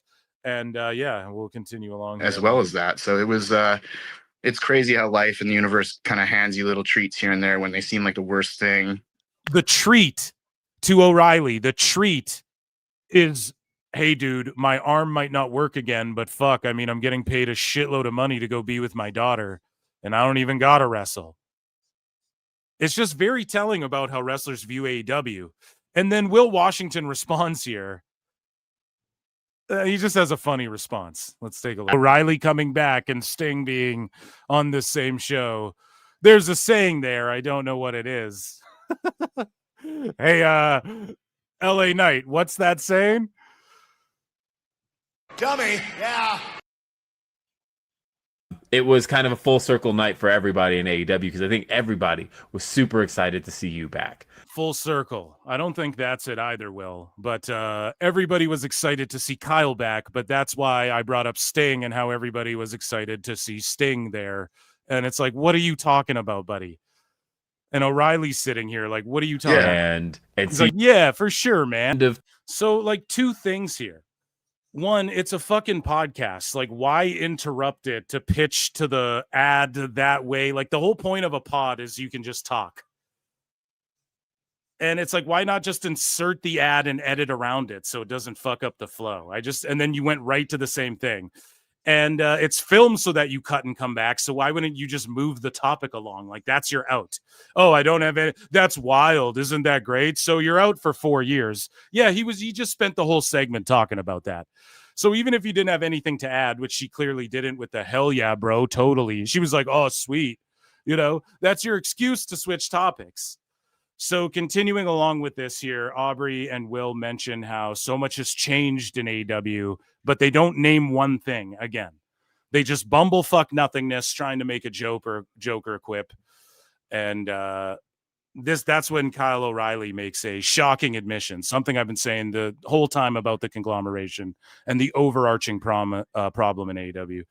So O'Reilly in this next clip, he exposes a little more about AEW and how like their shit is filmed backstage and stuff and within the conglomeration. And these guys all laugh about this shit. Like it's all good and all funny that no one knows what the fuck they're doing and everybody's just making shit up and he doesn't even know what's going to happen when he's on TV. Like he's like, I don't know what these guys are going to do behind me while I'm cutting a promo and shit. And it's like, there can be an element of that, but fuck sakes, man, everything's just done on the fly. It was an absolute blast. And he also reveals like he'll be on a Dynamite and he'll explain this. He's like, we'll be on a Dynamite, wrestles. And then all of a sudden Tony will be like, and you guys are wrestling on Collision tonight too, taped after Dynamite. Oh, okay. I guess we're wrestling tonight. Bringing this with this group of individuals because we all about this is like they're talking like this is the funniest thing, the greatest bit ever in pro wrestling. It was just guys standing around doing shit nobody fucking understands. Okay? It's a group of random standing together. Then she asks him what he's learned from the group. And it's like, Aubrey, this isn't a real faction. This is a group of 12 guys. She's about to ask him, okay? Not to jump the shark, but she asks him, what did you learn from working with these guys? And I just can't handle it. It's like, dude, these guys get thrown together to film backstage shit because there's nothing for them as individuals. And O'Reilly gives a funny, almost cope answer. Goofy gaga garbage will say it. Like he can't even say it. This is AEW Unrestricted. You mean super Ziploc fucking restricted? Like, what the fuck? Are we getting snipped from this? Ain't no fucking way, dude. Ain't no fucking way. Smiling, charming. Did we get snipped for this one? Oh, man. We're locked up, won't let us out. Down and won't let us out. Yeah, so someone got word of this during Dynamite here. It's all good, baby. It's all good, baby, baby. When chat tells me that I'm back.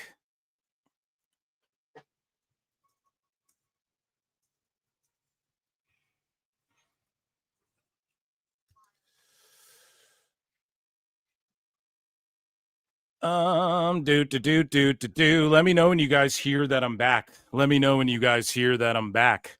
Let me know. See, here's the thing, right?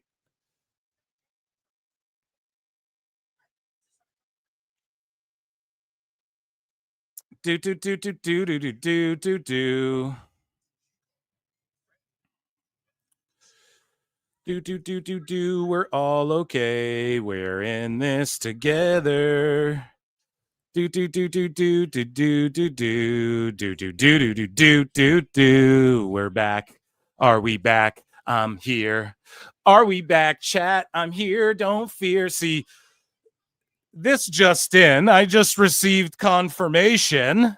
I don't know if you guys knew this. Just in, but we have confirmed that Dave Meltzer fears PWT and flutes. And so does The Tony best guys, Khan. Tony Khan. So,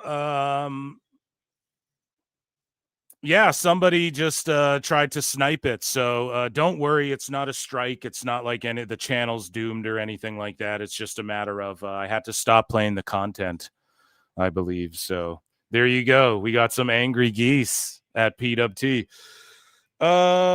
Clearly someone caught wind of it. Okay. And it just goes to show you, man, we push the line here at PWT. This is the greatest goddamn show in pro wrestling internet history. Maybe Jim Cornette's got us beat statistically, but if you count the Telemundo numbers, there's 30% people viewing this. We're not dead. We're here. We're here. It's not fake. And yeah, so that segment may be cooked for the evening.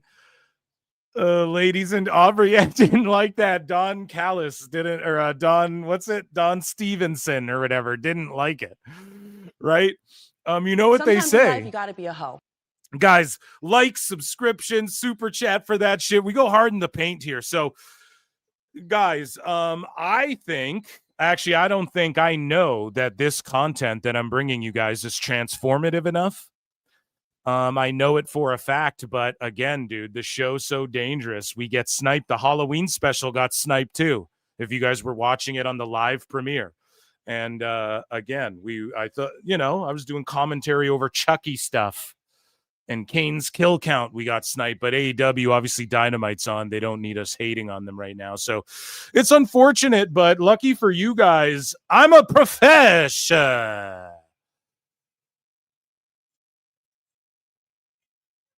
I'm a fucking profesh. I got tons more bits we can do. So fuck them. We will finish that. Okay. And I don't have a fucking drop for that, but we will finish that segment. Okay. We got a couple haters. We will finish that segment. It can't be tonight, or else they will just auto snipe the fucking stream again, right?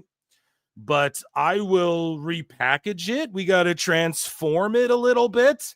It was transformative enough. 100% without question. They're just getting a little sensey in their fifis. So that's okay. Hey, we deal with this.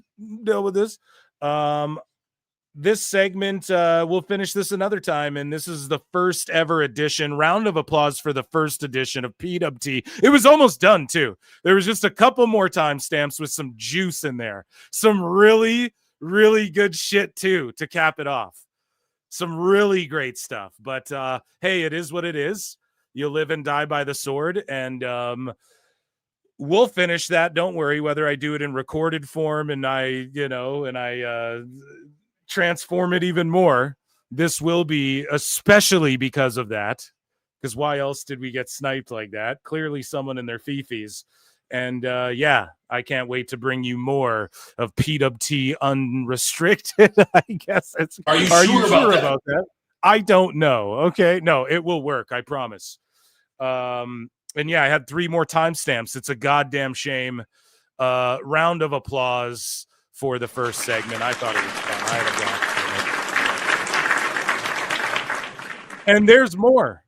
Oh, don't worry. There is more. And I will just approach those segments a different way so we don't get sniped live for it.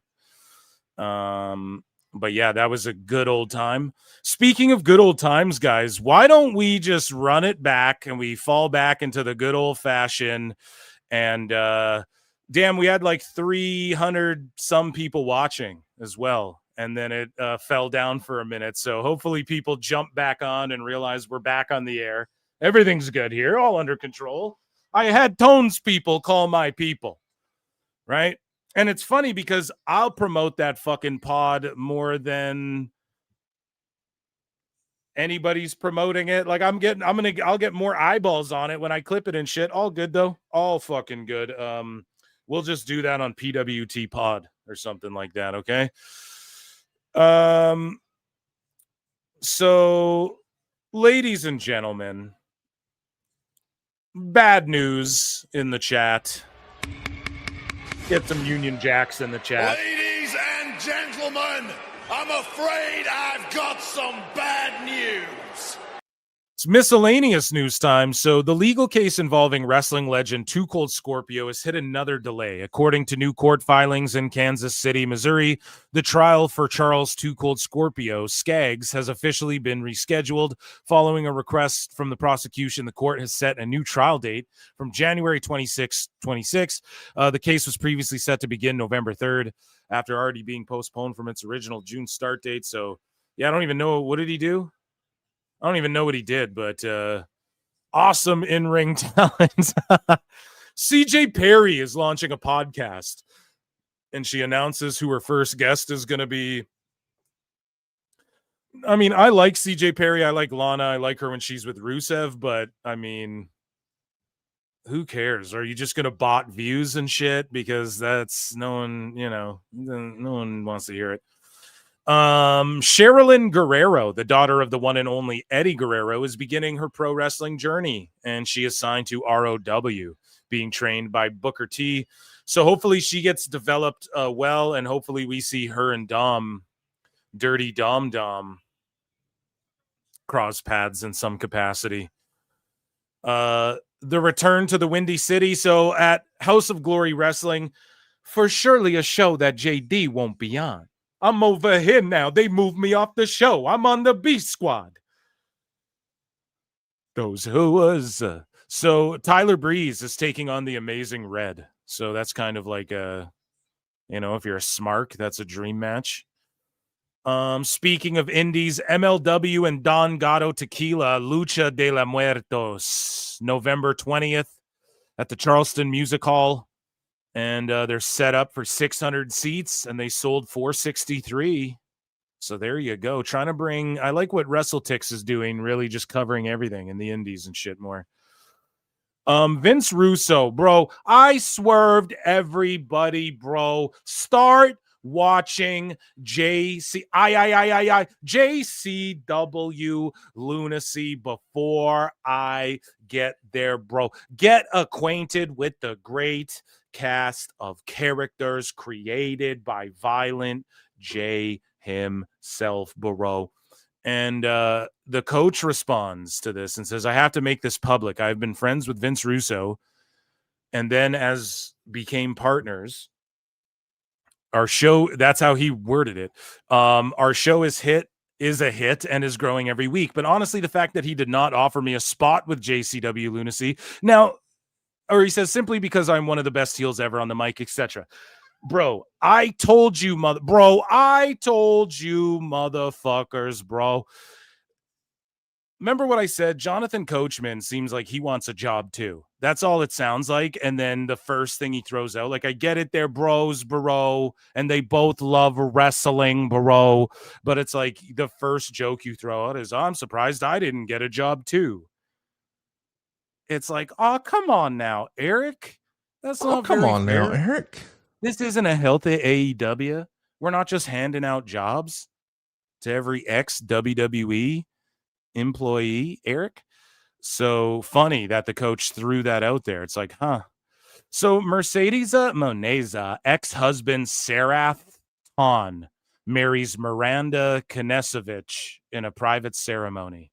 So he remarried. She's moved on to Beast Mortis, and he still designs outfits, I guess, for the WWE superstars. And she's like a physical therapist or some shit like that. So good for him. Speaking of WWE affiliates or legends, JBL returned, and he hit a clothesline from hell on Velveteen Dream, buddies at MCW, Velveteen Dream. So JBL doesn't give a fuck. We'll go mix it up with the Dream. Like, whatever. It's a paycheck. He just shows up, clotheslines someone, leaves, probably makes fucking $500 or whatever.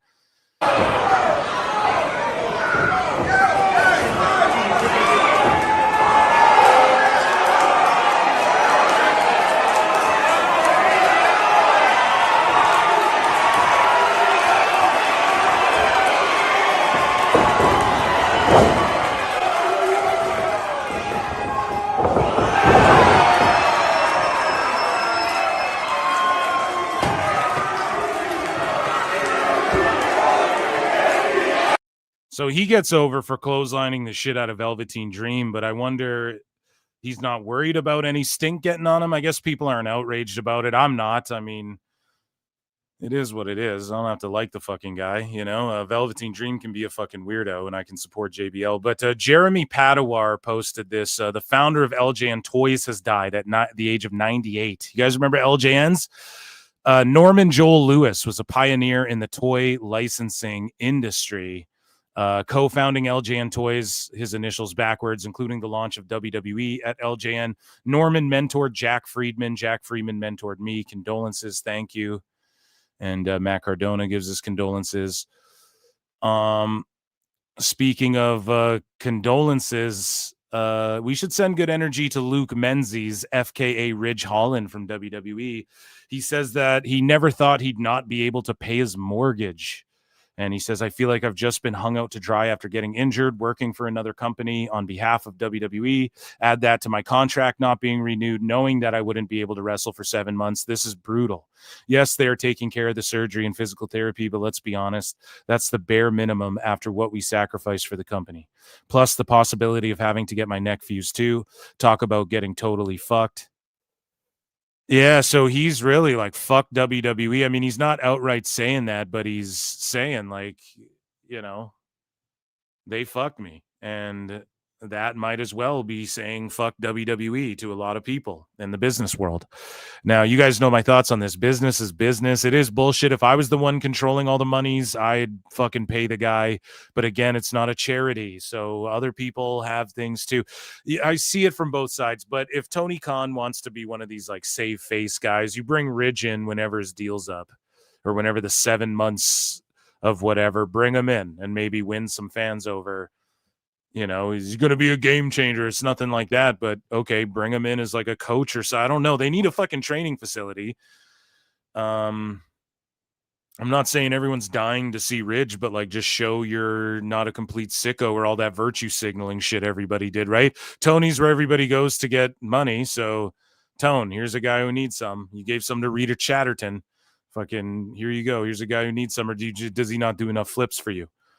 So speaking of JBL, and we talked about this with Husey earlier, but JBL predicts that Vince McMahon will release a Raw tell-all book within the next 1 to 2 years. And again, it's going to be fake history. Like it'll be, even if Vince like tells crazy stories and shit, it's not going to be like, you know, he'll just try and make himself look good. That's what everybody does in these books, right? It's like Becky Lynch in her book. She's like, I was a victim and AJ Lee treated me like shit. When realistically, you all are good. Like, look, you're all millionaires now and shit. So Vince isn't going to like, he might tell some wacky stories, but I don't think he'll do anything to like incriminate himself or make himself look bad or vulnerable, you know? Ever write a book? Oh, come on now, Eric. Come on now, Conrad. You think, I mean, and if he's not. Come on now, JBL. Chat me up about the first time you clothesline from hell somebody. Quote unquote in power with WWE. I don't know that he can necessarily license footage to really tell the story. Do you think there's a chance that we would ever hear Vince's side of things like this sort of unvarnished in the future? Or is he just a windshield guy and never looking in the rearview mirror? I'll give you the over under on the book in 2 years.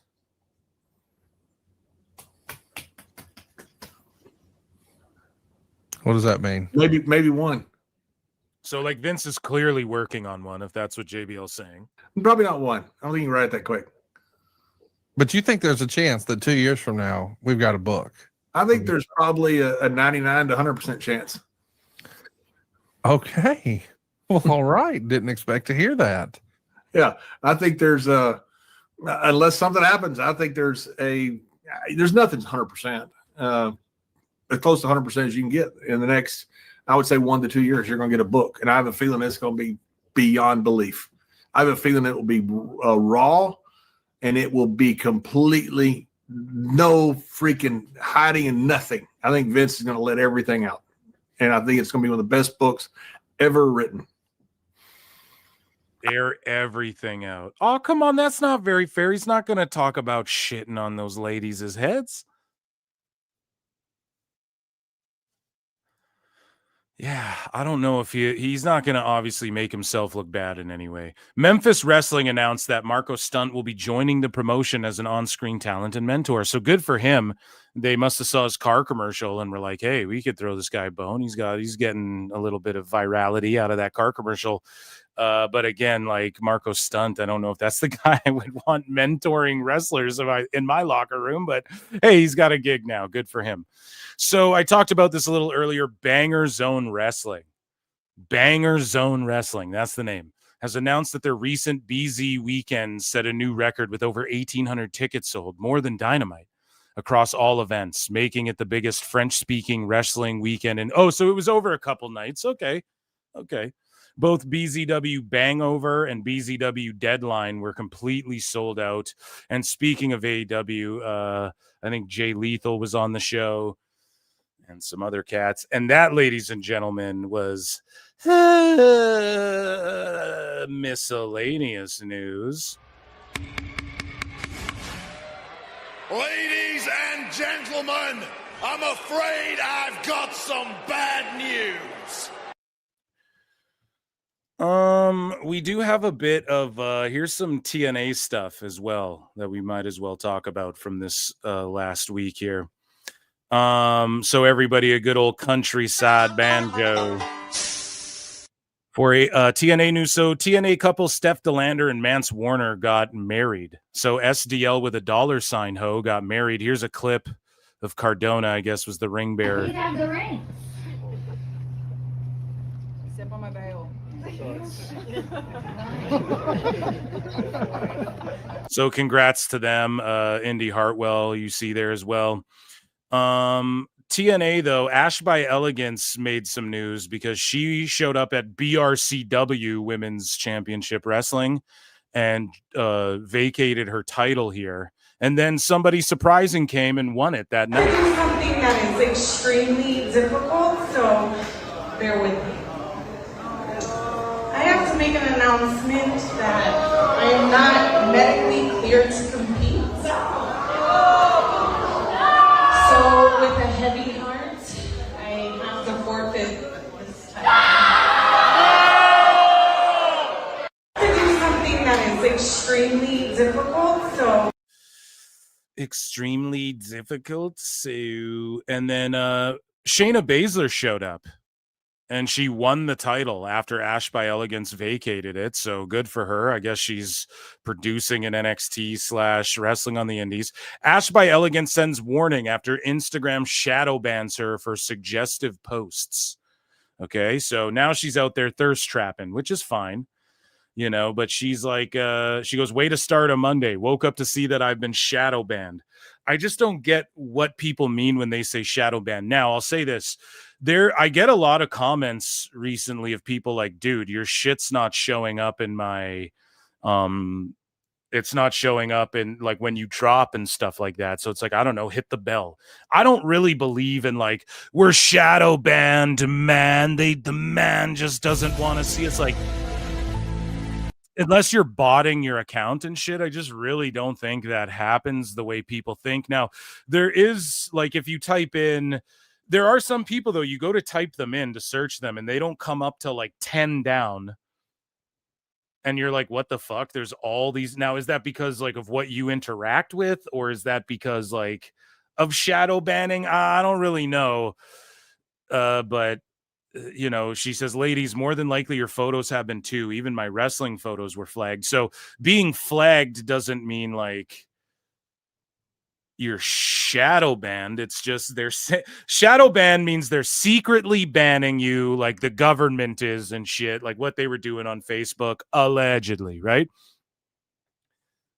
she posts a screenshot here, and it's just a bunch of her pictures and shit have been flagged because they're cracking down on like suggestive content, I guess, on Instagram, which, I mean, you could consider that a W. We're in the age of degeneracy, a lot of people say, but you know, that aside, they're using AI to do it. So yeah, wrestlers in your wrestler gear, like especially lady wrestlers these days where, you know, them thangs are thanging and them cheeks are cheeking. It's like, yeah, you're going to get flagged for that. I don't know. I don't know what to tell people. I don't know why that's a fucking shock to them. But yeah, they're using AI to do it. So, I mean, until they refine it, yeah, you're all likely getting flagged. But is a flag, that's not a shadow ban. So I think she misspoke there. Moving along here, we have a couple TNA updates. So TNA announced via press release that they've signed a license agreement with Claro Sports to deliver exclusive TNA content to viewers throughout Mexico and Latin America. So I wonder if WWE is going to allow them to get some AAA talent on those shows. And they're making a play, like there's content exclusive for them on what social media. Do they have, you know, this is just nothing but good things for TNA. But unfortunately, the hype for TNA, like we look at Final Resolution, they're only set up for 2,100 and they've only distributed 950 tickets.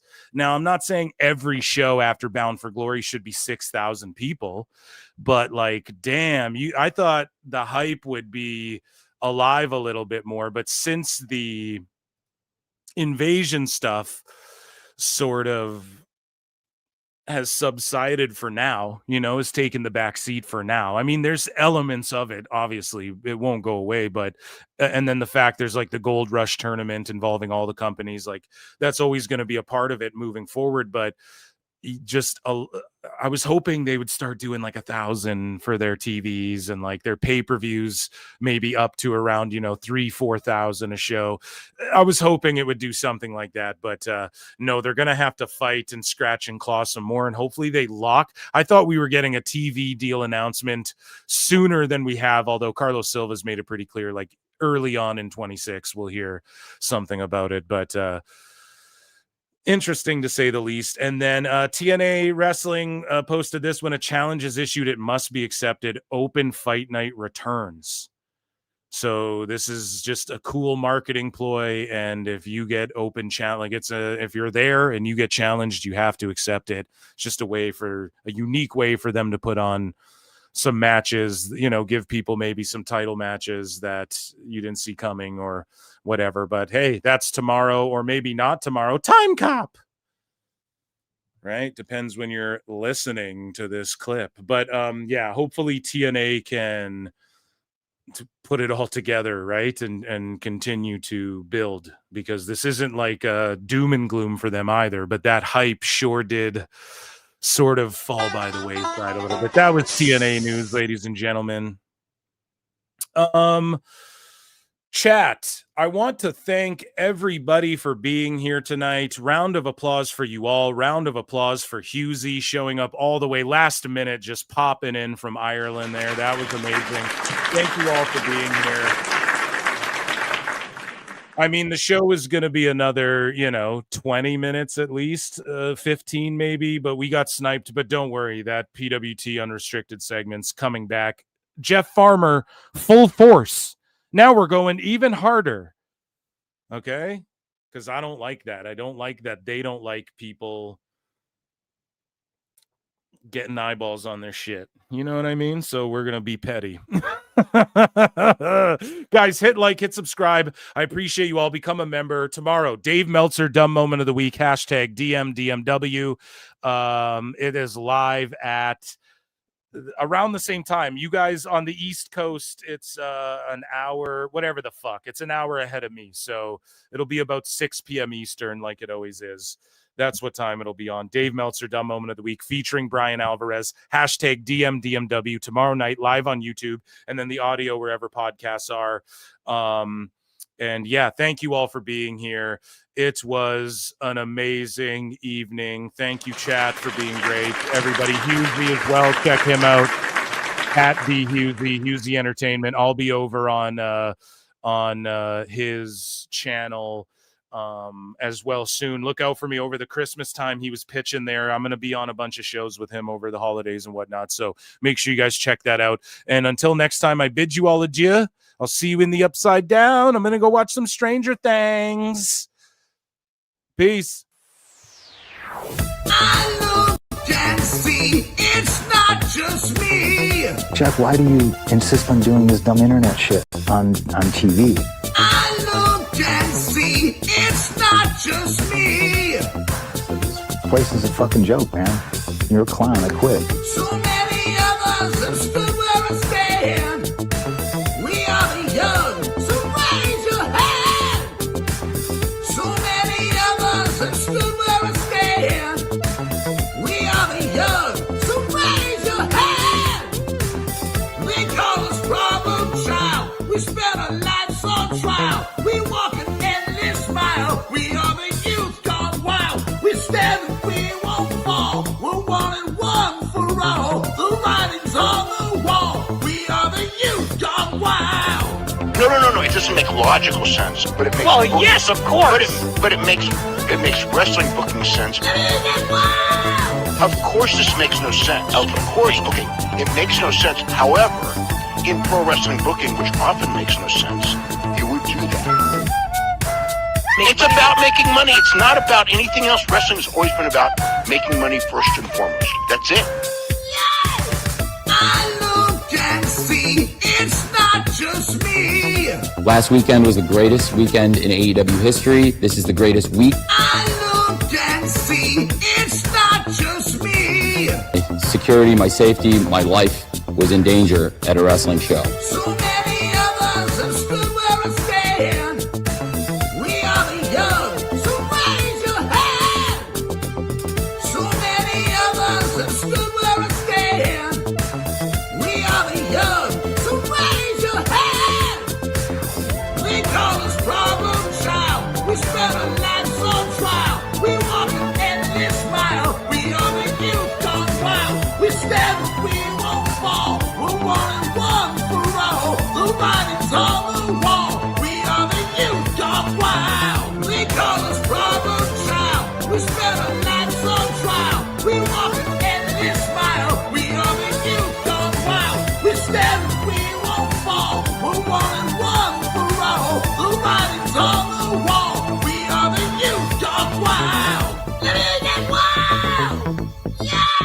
If you're familiar with how we do things often here on these Wednesdays, it's a lot like one of my favorite movies, Time Cop. What? Fuck you. Fuck you. Yeah. Damn,